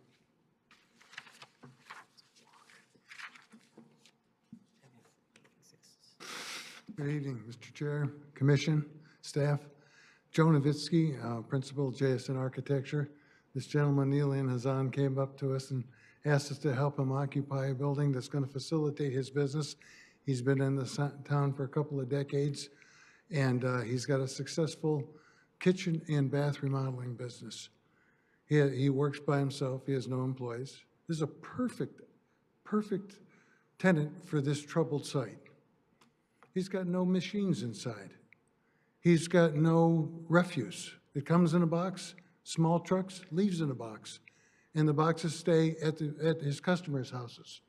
This is, we sat tonight, and I've spoken to the fire marshal, I've spoken to the engineering department and the planning department at great length. And we're trying as hard as we can to bring this property back into as comfortably compliant as we can. And he's a perfect tenant for this, he's a perfect owner for this site. If you've been by there, when I first got there, it was a mess. And I took some photographs yesterday, I have them with me. He's keeping it up. He's been there for four seasons, And all this extreme weather we've had, he's had no puddles on that property. We're proposing to the engineering department to put in percolating pavers instead of exacerbating a problem that we know we already have. And with the percolation of the soils that's obvious there, the engineering department said, sure, show us science, show us math, show us the percolation. It's just a math problem. It is. Where the front building that's there, he wanted to keep it. It was pulling hair to convince him to give it up. Just give that one up. You got the building in the back. There's not a crack in the masonry. It's a beautiful building. I thought it was a new building. It's old. It's incredibly well built. It's perfect. We talked to the neighbor adjacent to us. I won't stand up until we do. And we know that there's a problem with the fence in the back. The fences should be 4 feet on their property. We've got the survey. All those big, giant, beautiful trees that are healthy. We don't want to kill them. We don't want to take them down. We don't want to move the fence. The neighbor and we, and they're here, are in agreement. We're not going to move the fence. We'll replace it with a masonry wall that has individual piers. You just slip these precast masonry. We won't kill the trees. We're just going to gently, surgically replace that wire fence in the back with a good masonry fence, good neighbors, good fences. We've agreed with the neighbors to come up with new legal descriptions, resign it, resolve that 4-foot differential, and move forward. So with your help, we can safely and effectively occupy this. I want to let Elon talk about how he runs his business. But just suffice to say, no machines in the building, no lights, no noise, no employees, no need for pedestrians. He's literally using it as intended, a box with no windows, as a box to house his material. And that's all he uses it for. The front is, we hired one of I think the best landscape architect in town to help beautify it. He's given up a substantial corner of his property and put a beautiful landscaping edge up on the north side, allowing a much safer and visually aesthetic, I believe, avenue up and down Shiawassee. Keeping that triangle of space in his lot, he can't use it for anything, can't store anything outside. Make it beautiful, pull the fence back, keep his property secure, and give the neighbors something beautiful to look at. And the traffic going up and down the street will, I think, respect it. Taking down the front building will make a much safer application of traffic as it intersects that intersection there. So I think it's a perfect tenant, perfect owner, and a perfect opportunity to bring a really troubled site back safely under the tax rolls. Elon? Good evening, everybody. I'm holding here a legal permit. Name? My name is Ilan Hazan. I'm holding a legal permit from the building department to demo the smaller building, the 720 square foot building. I've been operating on Northwestern since 2008, right across from Home Depot. The name was Kitchen and Bath Outlet. I had an opportunity to purchase this building since landlord wanted to increase my rent 30% with 2 weeks notice. And I wanted to stay in Farmington Hills. I love that city. I lived in that city for many, many years. And I had like storage in different places around town, and I just wanted to consolidate everything into one place. And when I saw this building, I loved it. I said, this is the one for me. And basically what I'm doing, I'm the only one there. I don't have any employees. I'm hardly there myself. Yeah, I could be there once or twice a week. I could be gone for maybe 2 weeks. Just coming back to make sure that the grass did not grow over 8 inches, and I keep it up as much as I can. And basically, I just wanted to consolidate all my storages into one building, and there is nothing toxic there. There is nothing that actually can go bad or spill any toxins or anything like that. And that's it. It's convenient to my house. And That's it. That's what I like. And also, for the transit of goods, I will only accept smaller trucks because of the nature of the lot. Semis, if I have big orders, basically $450 goes straight to the job site. So I'm done unloading stuff like that. So, and that's not going to benefit me, you know, to have a big truck over there. So very small load, somebody back in, we unload it, he goes. If somebody comes to pick it up, he backs in with a pickup truck, I load the goods, and he goes. I close the door and I go home. Actually, I run my office out of my house. I have a home office. So, like I said, I'm hardly ever there. Quiet, there's really nothing that actually makes noise. That's it. I like that area. I want to beautify the area. I saw that everything around it is well developed and nice and fairly new. And I want to bring it up to par. Just want to. Great. I have a question. Is that a garage door, overhead door on the east side of the building? Is Yes. this? Yes. Okay.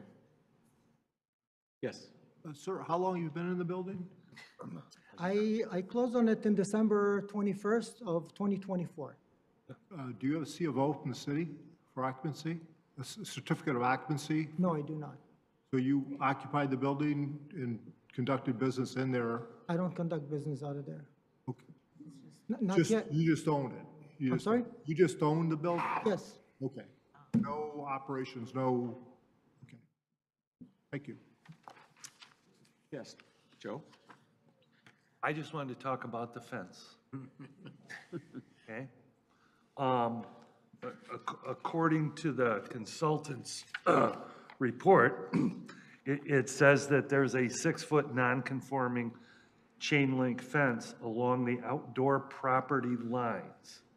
They also tell me the property line is in the middle of the street. Well, But. yeah, that one's not on the property. I assume that there's a chain link fence, and I drove by it today and didn't look, that covers the entire outer perimeter. And then it says that this is going to be replaced with a 6-foot stained wood privacy fence, but your advocate just told us it was going to be a masonry fence. Just along the adjacent wall of the residential part, which means that on the west side of the building. I get that. And normally, when you're trying to preserve trees, it's usually a wooden fence because a 6-foot masonry wall requires a footing. An individual. You've already checked in, sure. Okay. Yeah. This was an interesting conversation with the planning department. The requirement, I believe, is a masonry wall between residential and the industrial zone. I respect it. I have one I live in that exact condition. I love my masonry wall. Okay. We didn't want to hurt the trees. We don't want to be intrusive. They make masonry walls that slip into precast H channels that you can use isolated footings. So you still have the isolated foot, but you understand where the question was coming. Yet we're not going to put a line of concrete and destroy the trees. We can surgically place those posts and slip the panels between those two posts and comply with the ordinance and preserve the trees. And now the fencing around the rest of the property, do you really need to put a fence around the parking lot? Yes. You know, and why? I feel very vulnerable. I mean, I stood in the middle of the yard and there's like traffic from both directions, Shiawassee and 9 Mile. Car traffic and pedestrians, and I feel kind of very like naked, like vulnerable there. And I want something to protect my property on the outside and to have some Do privacy. you need a 6-foot fence or do you need a 3-foot fence so that somebody doesn't hit you while you feel vulnerable? I don't think 3-foot fence will serve the purpose. Well, you're going to need to go and get a variance, I believe, to get this. And I'm explaining that you would need a reason, and that's up to them to call, okay? Barry? I guess this is for the Giffords-Webster. What's the requirement for the cement fence? It's got to be at least 4 feet, though, isn't it? It's meant to keep animals out of residential coming from the rat walls, okay? Is that what we're, Well, rat wall would be part of the building. The screen wall that's been discussed to residential is a 6-foot wall, and that's what they're proposing.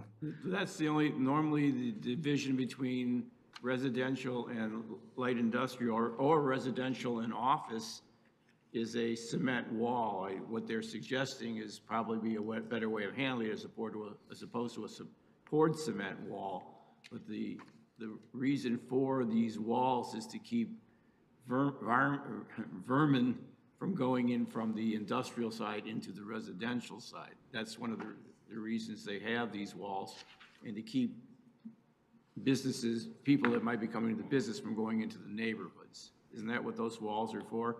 Well, it's the screening effect is really the primary purpose of the wall. But the thing is, a 3-foot wall won't, it has to be taller than 3 feet. Well, they're doing a 6-foot wall along Right, that. no, but Joe was talking about, why do they have to make it so tall? Well, What's the reason for he's it? talking about the perimeter fence. Yeah, No, well, that's. I'm talking about right at the street. Yeah, the one That's not a between the cement property wall, and the that's- street. No, it is.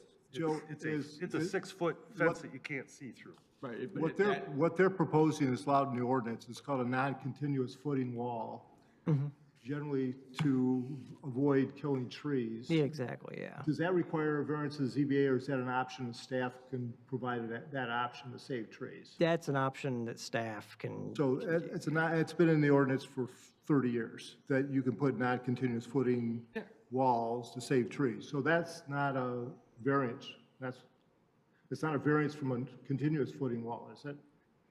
Not the part next to the residential. Right, that's what I'm asking. If You do not need a variance. you don't need a variance for that.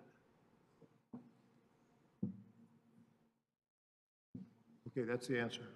So is the issue the wood So- fence around the rest of the property? Right, so the issue is, so they could put a non-continuous footing wall to save trees along that west side, that makes perfect sense. The issue is on the other 2 legs, the privacy fence, that's gonna be something else. What kind of material? Is that wood or is that vinyl? No, that's gonna be wood. I want to stain it on the outside. Now, the beautiful side out, obviously. Yeah. Well, it would be fitting for a Randall Fence Company to have a fence around it, right? 60 years there, 70 years, how long was there? Yeah. The other thing is One other question, when this came in, is this something, are we approving a landscape plan? There is a landscape plan, yeah, that's what's up now, actually, Well, right? So really, the building itself exists, right? Correct. Is there any improvements to the exterior of the building or anything? I mean, if he came in and said, I just want to demo this outlot building, and got a demo, went to the building department, he could have got a permit to just demo, right? he does. Yeah, well, and I don't know if they've actually pulled it yet, but they are proposing to get rid of that small building. Have they pulled the demo permit for that? They've pulled the demo permit for the small I building. have it in my hand. It's already stamped and ready. With all the other stuff that Yeah. he's doing that has him here tonight. Well, I'm just talking about the other stuff. If he just took the building down and went about his business to landscape his property that he purchased, we're seeing a site plan. So my question, as a planning commissioner, what do we approve? I'm doing a site plan now? Or is this just an existing building and he's gonna make improvement on his land? Well, there's really no true parking lot there now. It's called site plan review. Well, I get that. Okay. I'm just digging a little deeper, the genesis of this request. What I'm expected, we got a site plan request here. I get that. But I'm not seeing a different building being proposed. Nothing's changing, other than he's gonna landscape it. He's changing the fence. He could change a fence, get a fence permit. Then they turned around and they told him that he needed a dumpster. Right. For which we don't have any answers, and that would then require the ZBA to make some sort of whatever. And maybe he doesn't, is he also short one parking spot? Yeah, yeah. And we have the authority to say that that's okay. Right. No, So that's, we have to that's a say it's variance okay to too. have one less parking spot. In the loading zone too. That's not adopted yet. There's some waiver ability that's coming, but it's not enforced yet, so it's just, that's a variance. Oh, we don't have the waiver yet. Yeah. Okay. That's an ordinance that we have put forth to the city council to adopt that would give us the authority to say, you don't need the full parking spots, but we don't yet have that authority. We'll have it in a month or two, hopefully. Okay. If I may, we are painting the building. We are using the low wattage existing wall lamps with the goosenecks on the four corners. They're very small fixtures. They're very innocuous. They've been there forever. I don't think there's been any complaints. Neighbors here, they can tell you this is low wattage. We have no intent on replacing those or intensifying that lighting, but we are putting a new coating on the building. The building has been re-roofed in the recent past, so it's going to be handsome and clean. Yeah, my questions aren't really directed to you. They're more general questions for us. So those are maintenance issues to a building that don't require site plan approval. Okay, okay, thank Are you. you putting the sign on here that says kitchen and bath outlet that shows on this plan? He's got an existing sign that he wants to bring over, and it's from the strip mall that he used to be in. And that's an existing sign. We'll have to, of course, apply for the sign permit. We're just showing the intent. Okay. Barry? I'm in favor of him trying to upgrade this property. I mean, taking down, even though he liked it, the small building. And Dale, didn't somebody else come up with some plan a few years back to do something with this lot? There have been a few. Yes. I think they wanted to make, was this the one that wanted to try to make a grow operation over there? Yeah, 2021. I saw the plans. This is a great improvement over that one. I disagree. Since we don't allow grow operations in Farmington Hills, it's not part of our ordinance. You gotta go take that up with the guys upstairs. Yeah, I know what he's doing. But from what I recall, the last time when they brought this in several years ago, that outbuilding was just, it was ready to fall down on its own. Yeah, it's gotta be it's not safe. Why not throw it out? All right, you ready, Barry?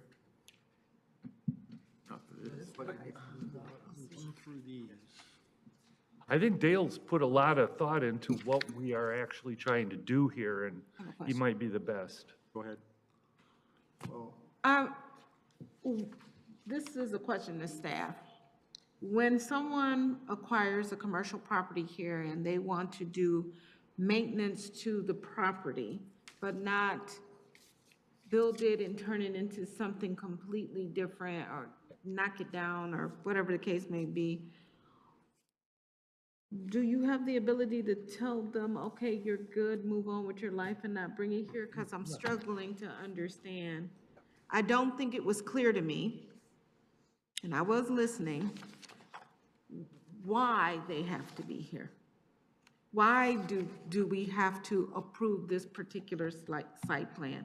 I understand he's gonna paint the building, that's great, but why does it rise to the They're occasion? changing the site. I didn't mean to interrupt, I'm sorry.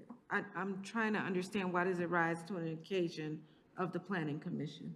Because they're paving the parking lot. They want to change the fence.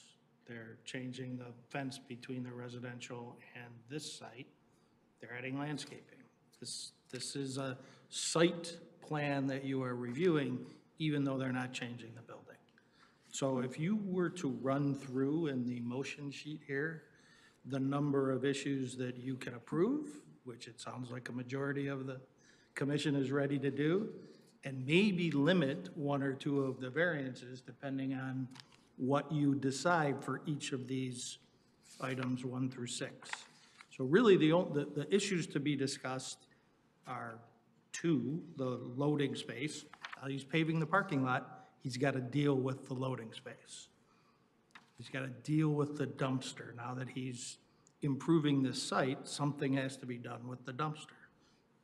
You can't approve the dumpster being removed from the plan, but the ZBA can. And then he's got to deal with the one parking space, right? Yes. Which you also can't do. And then Yeah, we can't do the parking. you can't do the parking space, and you can refer him to the ZBA for the new fence. So he's making changes on the site. That's why it's here in front of you. He's not building a new building, but he is changing the site. Okay. Joe? She can finish. The things you listed sound more like managing already existing stuff that has to be maintenance. Like he's repaving an already paved parking lot, right? Or, no. or is he installing? It's a new parking lot, yeah. Totally different parking lot. There isn't really a parking lot to speak of on the site right now. Okay. So what I'm hearing is basically the totality of it, because you wouldn't have to get, if you're paving new parking lot, you don't have to get site plan approval. You could just do that. You get to go to engineering, get engineering approval to do that. But the totality, I guess, staff has determined that the totality of this requires site plan approval. My only issue is I hate to run them through a bunch of hoops, like zoning board of appeals on a building that's been there for 70 years, that has been a blight on the community for decades, that somehow that we could fashion an approval that he can get on his way and do these improvements as soon as possible, rather than put him through a myriad of approvals to do what, in some ways, somebody will look at that and say, I'll approve that administratively.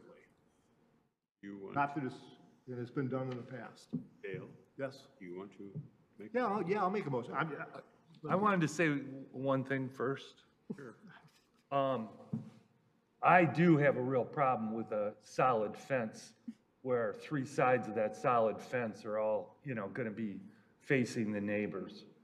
I understand that they have to put in a solid fence because a chain link fence isn't allowed at this location for this purpose or whatever.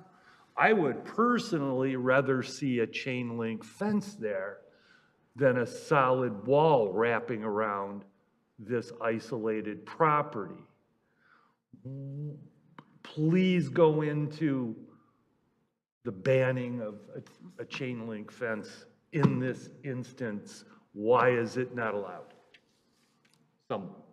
It's just, that's what the ordinance does. I have a chain link fence in my backyard.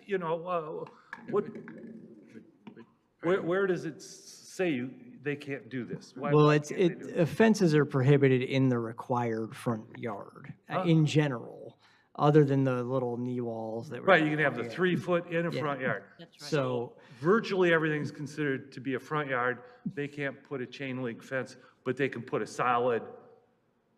No. Well, they can't do they that put either. They put the wall down the property line with the residences, but that would also be prohibited in the. So this in is the all front something yard they need a setback. variance for. Exactly, yes. And they are saying they are going to go to the ZBA and ask for a variance for a solid wall. For a solid fence, yes. Solid fence. A And privacy I am fence. against that, so I am going to end up voting against whatever you propose. Yeah, Joe, I think you make a good point. I mean, this is a commercial property. You can't see through the site. I don't know if there's public safety issues, if our officers are responding to this site or whatever. So obviously, an obscuring fence could cause challenges, and I respect that you want your privacy to your property. But for a commercial property and the inability to look into a site or whatever, I would rather see a chain link fence there. that you could see through, whatever. But they have to get a variance to do that. Yeah. Okay. Mr. Chair? Sure. Okay, let's see if I get the right sheet here. I move that application for site plan approval 62-8-2025 dated June 12, 2025, submitted by Joseph S. Novitsky be approved because it appears to meet all applicable requirements of the zoning chapter subject to the following conditions and determinations. All outstanding issues identified in the Gibson-Webster's September 8, 2025 review shall be addressed to the reasonable satisfaction of the city planner. All outstanding issues identified by the city's engineer, August 29, 2025, inter-office correspondence shall be addressed to the reasonable satisfaction of the city engineer, and all outstanding issues identified in the fire marshal's August 28, 2025, inter-office correspondence shall be addressed to the reasonable satisfaction of the fire marshals, with additional conditions and determinations.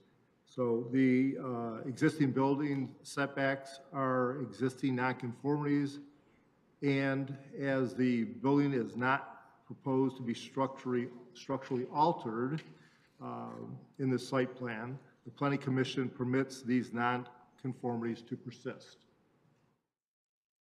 Second, so the loading space issue as it relates to a site plan, the designation of a loading space on a site plan, loading space may be designated in the maneuvering lane, which is wider than the required if deliveries are scheduled when they are not in conflict with vehicles parked in marked spaces. Otherwise, a variance from the Zoning Board of Appeals is required if the loading zone cannot be accommodated.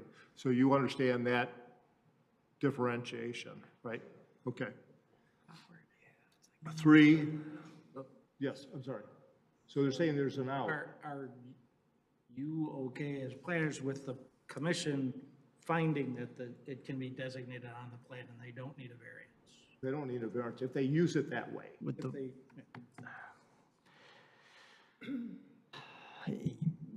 I am going to need to confirm one thing. But is that our call? Is that our call? Somebody tell me if it's the Planning Commission's call. Because if it's the Planning Commission's call, that's my motion. And we make that determination. Let me confirm. Can't you just make that motion, we can vote on it, and then they can later on decide that we Yeah. couldn't do that, but the rest Or of you the want it motion cleaned up? carries? Just trying to understand the Yeah. language. You're saying loading space can be designated in the maneuvering lane Maybe if designated. deliveries are scheduled when they will not conflict? Is that the standard for allowing it? That would be placed on the, a note on the plan, so the delivery, I think the Giffords-Webster review is asking for more detail on the delivery and the loading zone requirements. So if that was placed on the plan, that operations, you know, when deliveries were made did not coincide with the business being open for the public. Yes, I would find that to be acceptable, yeah. So, but if it's through enforcement, they found that there was a problem, they could always say you have to go to zoning board of appeals because we're witnessing conflicts. So Dale, your number 2 would be place this note on the plan, and then you can move on. Okay. Otherwise, variance from the zoning board of appeals is required. If the loading zone cannot be accommodated, please place this note on the plan, or this condition or determination on the plan. Okay? This condition? Yeah, we're calling it conditions and yeah, this condition, Cheryl. Okay. And then 3, okay, so now here we get to the dumpster.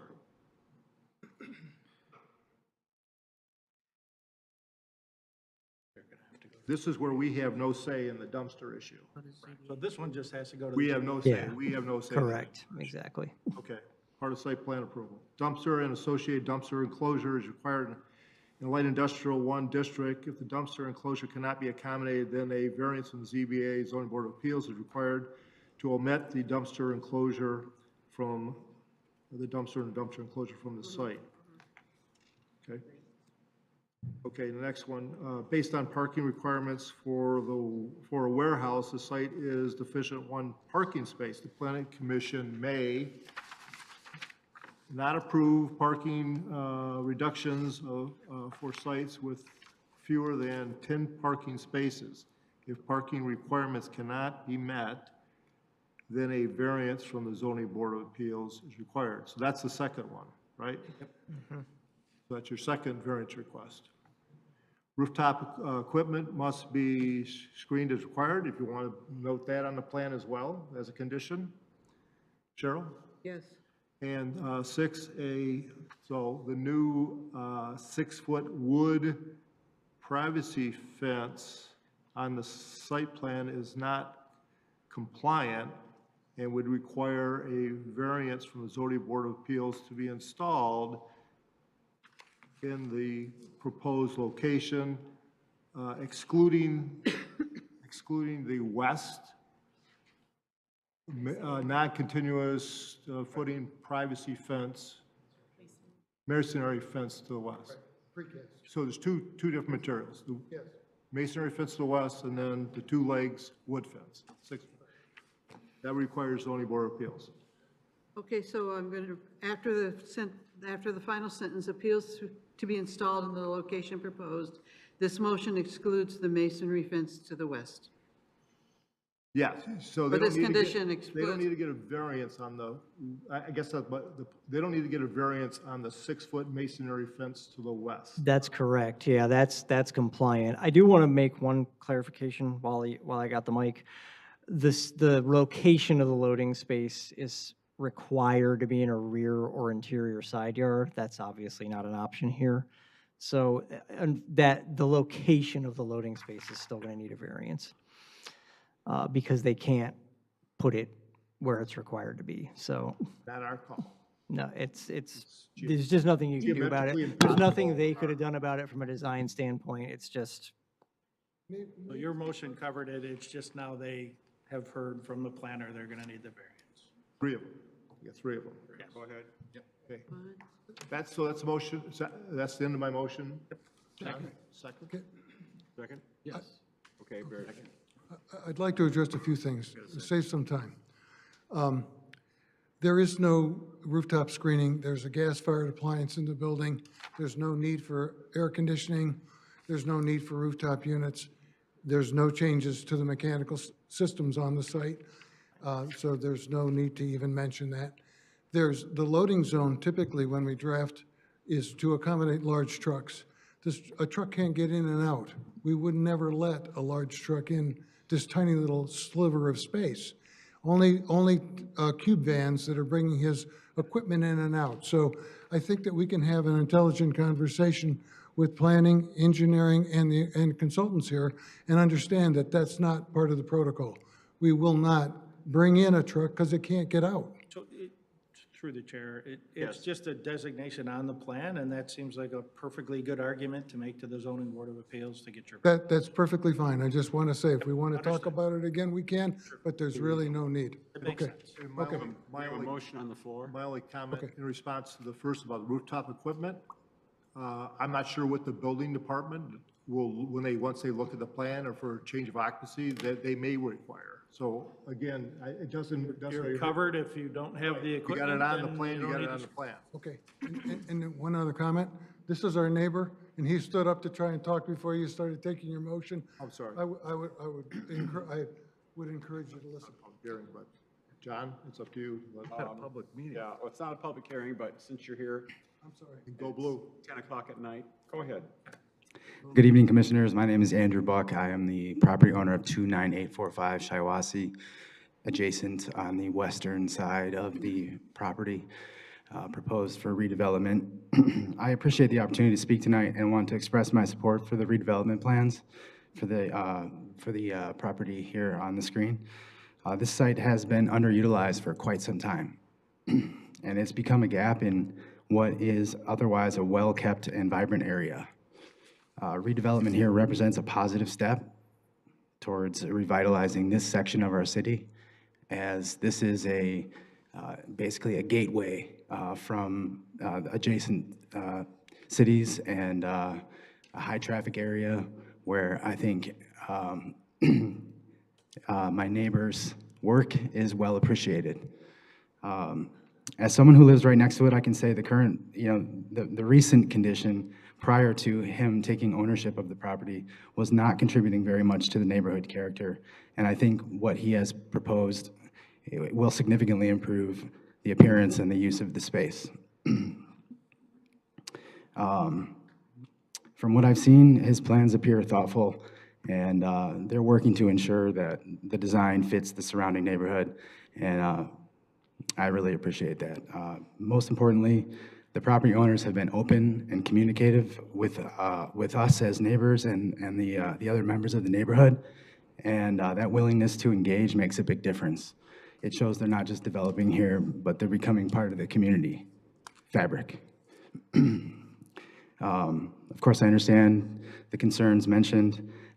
We are in agreement with them on the location of the current fence line, which has been there for, documented for more than 15 years. Yeah, so in summary, I believe that this redevelopment is a win for both the city and the surrounding neighbors. I look forward to our continued neighborhood and being neighbors with this guy. He's, trust me when I tell you, I see him out there on his riding lawnmower, beads of sweat dripping down his forehead. He's been working very hard, and it looks a million times better already. So thank you so much for your time. I respectfully encourage the Planning Commission to support this project. Thank you. Thank you. Thank you very much. Okay, we have a motion on the floor. Cheryl, will you call roll, please? Before we vote, may I make a comment? Why not? I'm going to vote. Anyway, go ahead. The motion was made with, you need a variance to put in the solid wooden fence. The motion could have been, you need a variance to put in a 6-foot chain link fence. So I will be voting against this, and everyone should make their own decision. I think it all comes down to this. What kind of fence do you want? If you want a chain link instead of that, then vote no. I say vote no. Okay. Thank you. Okay, thank you. Your politicking. Voice from Cheryl. screaming on the mountain. Are there any other discussion points of this? No, I actually like the landscaping outside the fence. It'll be a very nice addition to your development, and it'll really make it attractive on that corner. Thank you. Cheryl? Commissioner Stimson? Yay. Ware? Yay. Connigan? Yes. Aspinall? Yes. Grant? Brickner? Yes. Manti? Chain link forever, no. And Chair Treflet? Yes. I don't want to rust the fence. Good luck. Thank you. Thank you. Okay. Not like there's a swimming pool there. The next item on the agenda is lot split 3 and 4, 2025. Final, the address is 28,500 Oak Crest Drive and 0 Rock Ridge Lane. This is in section 1.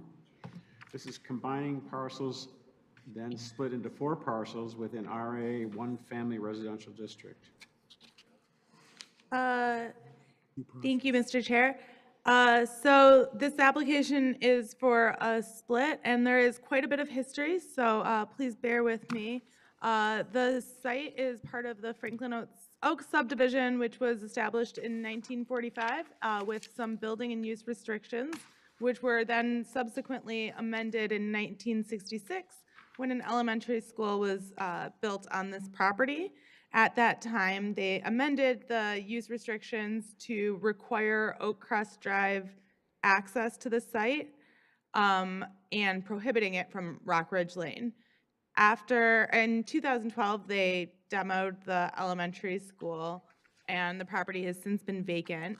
And in 2018, the applicant purchased the subject property and sought a court ruling that the original restrictions had been waived. The result was a consent judgment between the applicants and the Franklin Oak subdivision, which would allow the subject property, lots 11 and 12, to be split into 4 parcels, so each parcel to be split once into 4 separate residential lots. This consent judgment has not yet been recorded, and I believe that's because they're waiting on a final exhibit of the lot splits, which will be kind of determined as a result of the discussions with the city. The consent judgment included a drafted set of additional restrictions, including that the size and configuration of each of the 4 lots will be as closely as allowed, as closely as shown in the survey, as will be allowed by the city of Farmington Hills, that a single house may only be constructed on each of the 4 lots, that the area within each lot on which a residential home may be constructed will be limited to the areas depicted, that all of the existing trees within the areas depicted on Lot 4 of Exhibit 5 as woodlands will remain and not be disturbed or removed. During the development of the 4 lots and the construction of the single residential home on each lot, no construction vehicles will block traffic on Rock Ridge or any driveway on Rock Ridge Road, and no construction material will be staged on Rock Ridge Road. Upon completion of the 4 homes, there will be no access allowed to any of the lots from Oak Crest Drive. The architecture of the single residential homes on each of the 4 lots will conform to the general architectural style of the existing homes in the subdivision. Rock Ridge Lane will not be altered or reconfigured for the development of the 4 lots, except as may be required by the city of Farmington Hills to split lots 11 and 12 into the 4 lots. And each of the residential homes will be a minimum of 4,500 square feet in size. The applicant submitted a proposed lot configuration for this split at the bulb end of the Rock Ridge cul-de-sac. And the proposed lot configuration maintains a future easement for road access between parcels 2 and 3. The zoning for the property is RA1, and the combined total area is 12.52 acres. And the site's currently vacant, but there's still patches of concrete remaining from the previous school and parking lot. And the access right now is to Oak Crest Drive, but again, if this split was finalized and met the use restrictions in the drafted consent judgment, that access would become restricted and they would have to have access off of Rock Ridge. They are adjacent in all directions to RA1 single-family zoning. So as far as the split goes, the survey that was provided by the applicant didn't have the width and depth labeled. We requested that information and they provided a new survey which was shared with you guys tonight that has the width, but we're still missing the depth measurement. We found that the proposed lot width on 3 of the 4 lots did not meet the 100-foot lot width requirement for the RA1 district. And because that is not compliant with a dimensional requirement in the zoning ordinance, it would require a variance from the Zoning Board of Appeals. Based on that finding, we have determined that the only way that the Planning Commission could proceed tonight would be with a denial. And then after they seek that appeal, they could return for request for approval of the split. As far as the access goes, again, from Rock Ridge, I guess I don't need to get into that a second time. The dimensional standards, though, this presents another issue. Although we don't have the depth measurements, we did take a scaled measurement of what we think the lot depth is roughly and found that their depth to width ratio is pretty far from the 3-to-1, which is actually smaller for subdivisions in Farmington Hills than the 4-to-1 requirement in the Michigan Land Division Act. So on parcel 1, it was 11.7-to-1, parcel 2 was 8.4-to-1, parcel 3 was 4.3-to-1, and parcel 4 was 6.1-to-1. I do think it's important to note that the reason why these depth to width ratios are so varied from what's typical in a subdivision is because of the wedge shape of the lots, and just kind of naturally because of the way that they're at the end of a cul-de-sac and they're larger lots, that is kind of the result of that. So I think generally speaking, the depth to width ratio is used to prevent ribbon-shaped lots or, very skinny lots, and that's not the situation that is presented here with these more wedge-shaped lots. As far as the different review considerations of the Planning Commission in the subdivision ordinance of Farmington Hills, I'm going to run through each of those now before I move to you guys for the discussion. First, if any parcel doesn't meet zoning requirements, the request shall be denied. So as mentioned, that will have to be the way that the Planning Commission proceeds because the applicant would require a variance. Any partition or division shall be of location, size, and character that in general it will be compatible with the existing development in the area in which it's situated. The parcels may be shaped differently from the surrounding lots, but that's typical for lots at the end of a cul-de-sac. And the lots range from 2.53 to 3.97 acres, which is generally consistent with the surrounding lots. These are very large lots on Rock Ridge in general, spanning from 2.65 acres to 11 acres. The Planning Commission shall give consideration to the following: the conformity of the resultant parcels with the zoning ordinance standards and the creation of parcels compatible with surrounding lands as to area, width, and width to depth ratio. I will note that in our report, we identified that the setbacks on parcel 1 were shown to be non-compliant and must be revised. This updated survey that the applicant provided does show that there's a 15-foot setback on parcel 1, so they have at least updated their survey to show compliance with that requirement. However, again, they don't meet the lot width requirements and would require variance, and they all exceed the 3-to-1 depth to width ratio. And that can be waived by the Planning Commission and does not require a variance. The orientation of the yards of the proposed parcels in relationship to the yards of surrounding parcels. There are no incompatible relationships. Again, it's the bulb end of a cul-de-sac. The impact of existing floodplains, wetlands, topography, or other natural features. Although these properties contain woodlands, the consent judgment includes a condition stating that all of the existing trees depicted on Lot 4 will remain. It should be noted, though, that woodlands are also depicted on lots 1 and 2, but there's not a condition for them to be preserved. And the site does not appear to be impacted by wetlands, and they are looking to develop it for just single-family residential uses. Finally, the relationship of the front, side, and rear yards to the orientation of the buildings to the other and existing potential parcels. This shall include the probable orientation of the buildings on the parcels resulted from the proposed division or partition. So I do think that the Planning Commission may wish to review and consider the potential for vehicular conflicts from the placement of driveways because those frontages are so small. However, since the properties are used for single-family residential, there is enough width there for a driveway. Traffic from the properties will be minimal, so it's something to discuss and consider, and I'd be happy to answer any questions. Questions? Joe?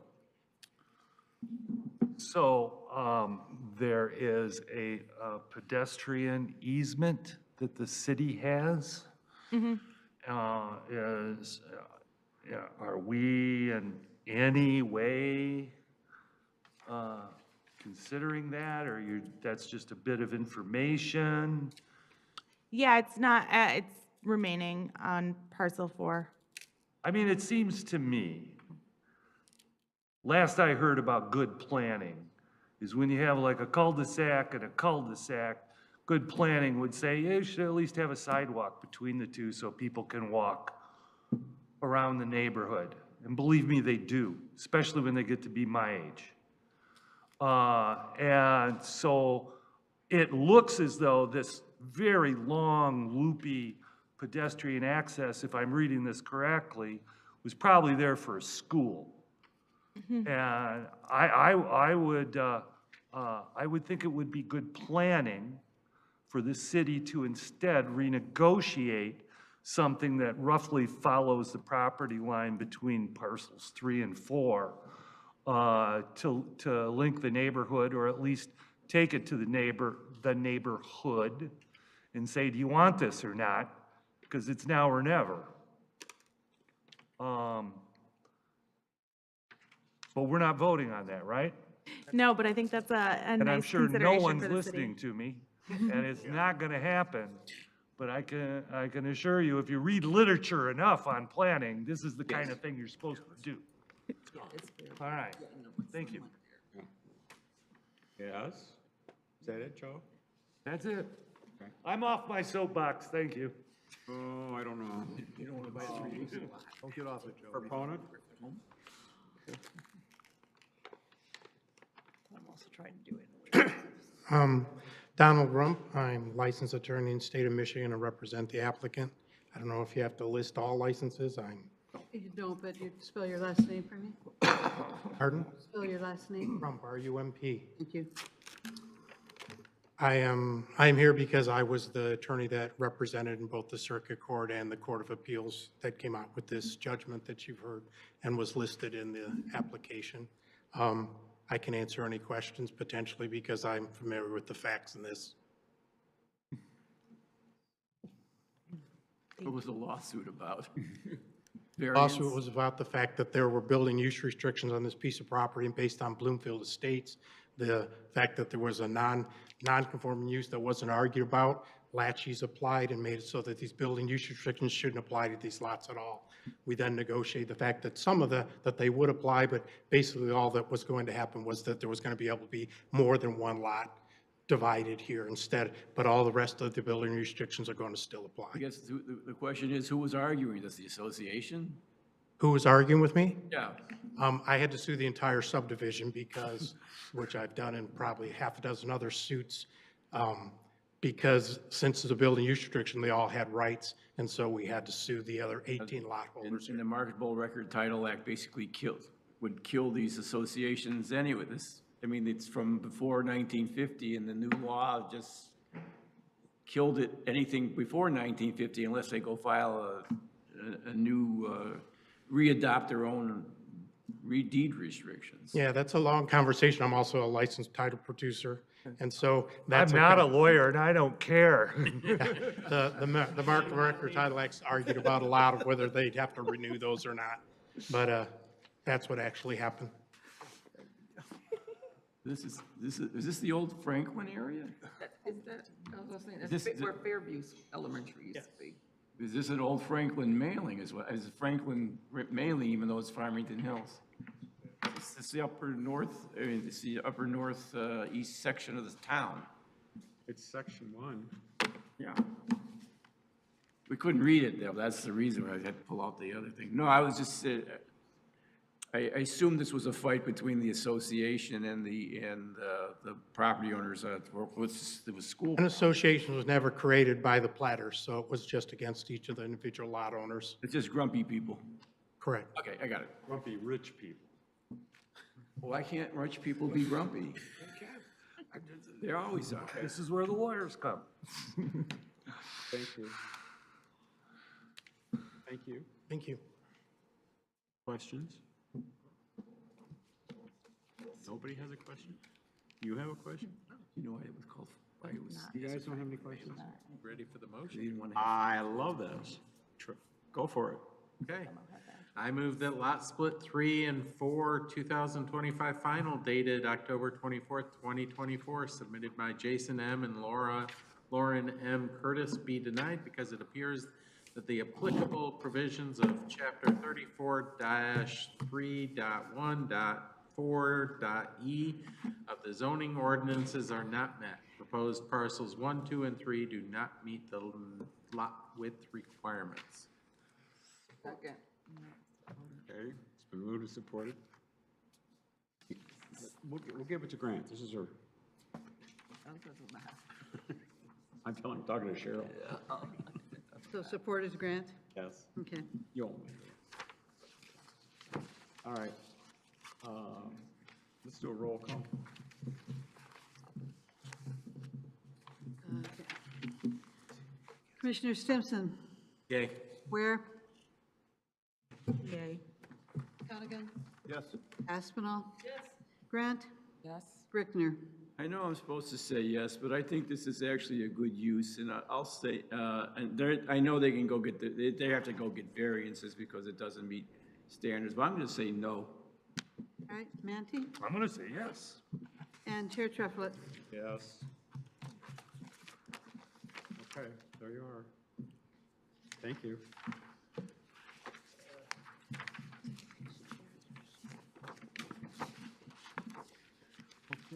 Okay. It's a good use of the Approval property. of minutes from September 18th. I move that we approve the minutes on September 18th, 2025. Okay. Can we get a second right now and then discussion? Second. Okay, so we moved to second, we're in for discussion now. Go ahead. My only question is if I'm still allowed to submit these even though I wasn't present at the meeting? If you would? Even though she wasn't present I at the wasn't present at the meeting, yet the minutes are coming from me. Is that normal? Yes. Yes, you will. Yes. Want to make sure. Okay, all those in favor say aye. Aye. Those opposed, same sign. Okay, next on the agenda is commissioner or staff comments. We've got public comments. Oh, it is, I missed the public. I'm sorry. Do you want to say anything? Do I want to say anything? Yeah, you're the only public. Yeah, I guess I'll see you in November. Yes, This is our new appointed planning commission. Oh, yeah. He'll introduce himself. Be up here. Yeah, my name is Eric Lindquist. I've been on the ZBA for 18 years and sat my last meeting on Tuesday. And I wanted to be involved in a little bit more forward-thinking activity rather than, you know, remedial or punitive activity with the ZBA. So I'm really excited to join you guys. And Why didn't you come up here today? I have a little bit, I've developed a little bit of a hearing problem, so I don't know how well I'm gonna be able to hear anybody saying anything, but there are actually speakers up here that you can yeah, turn off. yeah. Well, we sit here for the ZBA, so I do okay there, but from this spot, I don't think I've ever spoken, so. Welcome. Welcome. Yeah, welcome. Thank you. He also lives 2 blocks behind me, so Sorry. we can carpool. Happy to live near John, yep. No, but you should, since you live 2 blocks behind him, you should be complaining about what they're doing with Drake Road, or what they started to do and stopped doing on Drake Road.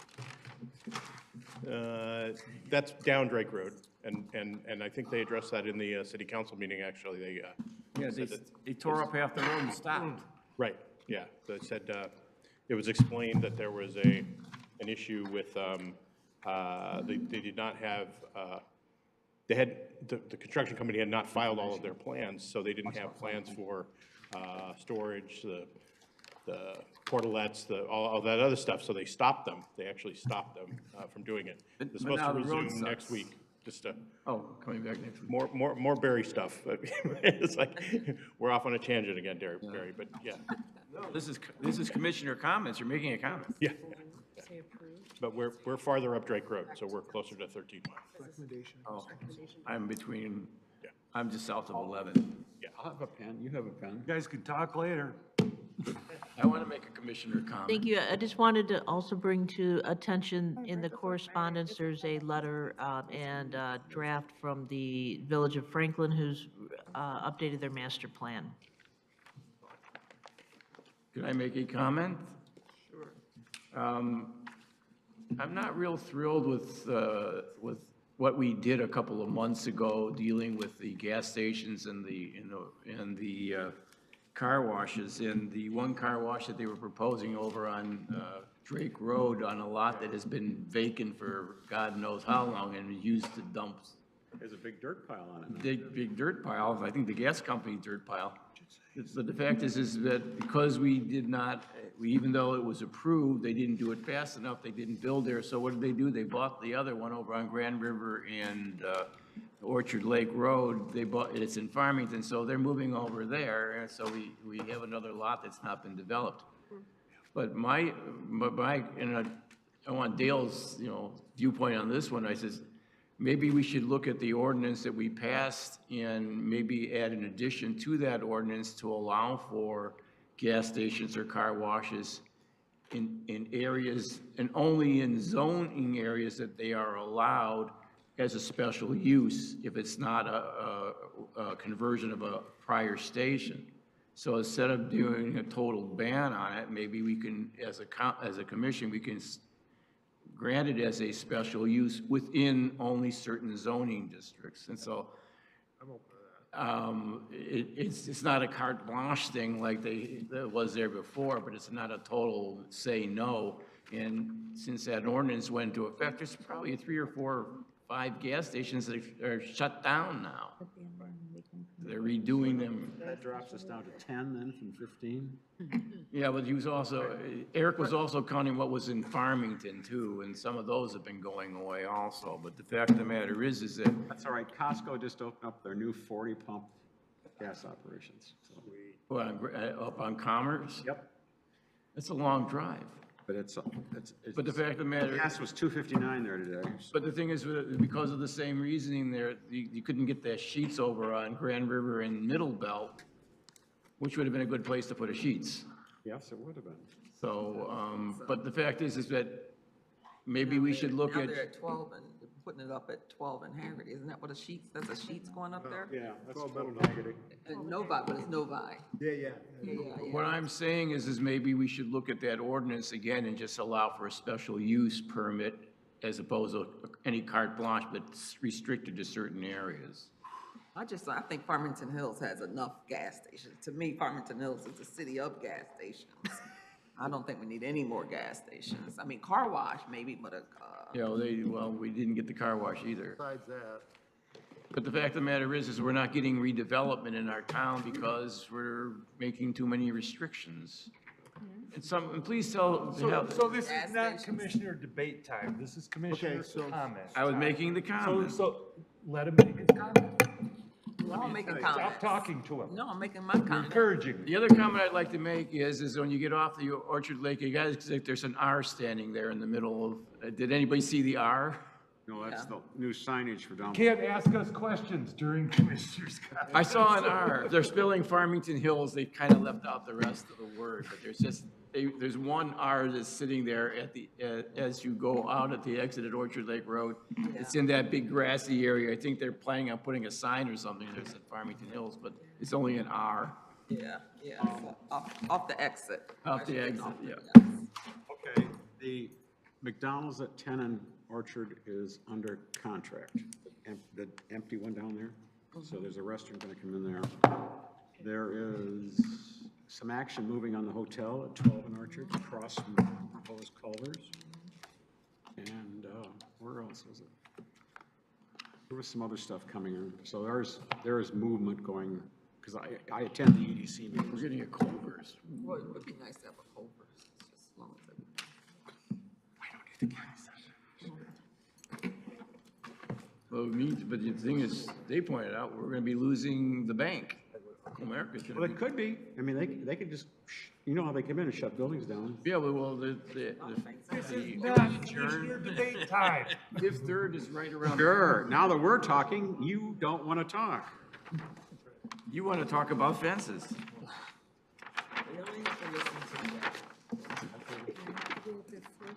I'm Ready to go done. home, I understand. Yeah. Make a motion. You didn't have 3 cases going on at the same time in court this morning. I did. I have no comments. Marissa's gone, so we're in need of an officer. Yes. So I think probably on the agenda, maybe the next meeting, we put on there officer, fill a position. We got a vice chair, Okay. right, that's gone.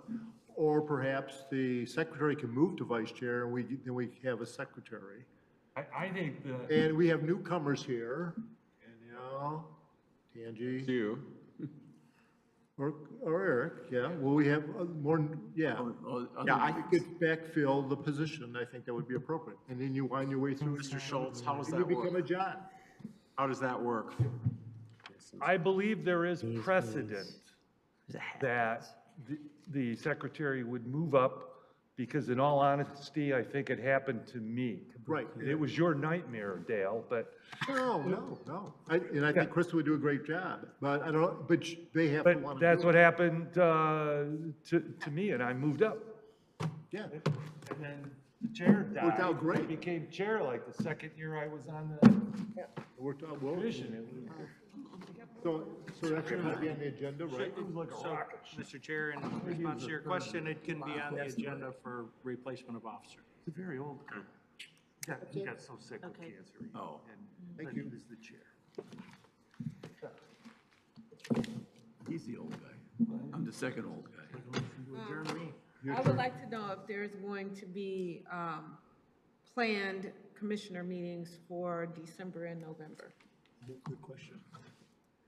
I believe there's a November 20th meeting, but I don't have the schedule in front of me, so. Let me ask that differently. Okay. I would like to know if we have the bandwidth as a group to determine if there's going to be meetings. Well, if we have site plans and applicants for review, we should hold a meeting to be able to move them along in the process. I can feel that. I also feel when you guys cancel meetings at the last minute for whichever things you decide, and it isn't always because you don't have quorum. So I'm bringing it up now. I just want to understand, so if I do have to be here during holiday time. Yes. I just would like to know, so. Yeah, so. Did you want to travel somewhere? No. I'm gonna be in Dubai, that's gonna be a thing. So it would be the. Like November the 20th. I thought your issue was December. You asked about November. I was asking about both, because they are both in the holiday time. And December is much more of a holiday time. 20th or the...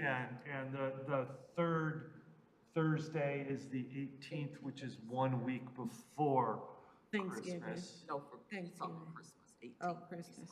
Thanksgiving is November the 20th. 20th, And yeah, Thanksgiving week is before November 27th. November.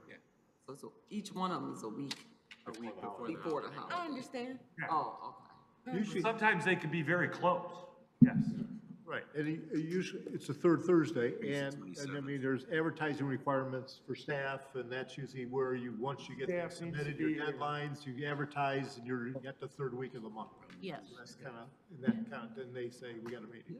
Right? The meetings, as far as I understand, the meetings that were canceled in the past were because we had those 3 meetings a month, so we would always cancel the first one and then the third one and keep the middle one. But you'll revise the bylaws, so now we only have 1 meeting a month, and that's the third Thursday of the month. Okay. She was at a wedding in Texas and had a stroke at the wedding. I'm good. Good. Motion to adjourn? You making a motion? Moved and supported. All those in favor of adjourning, signify by saying aye. Hey, who made those motions? Dale made? Steve, Dale. Steve made it, Dale. Sure. Yeah, just. Team player, and we all have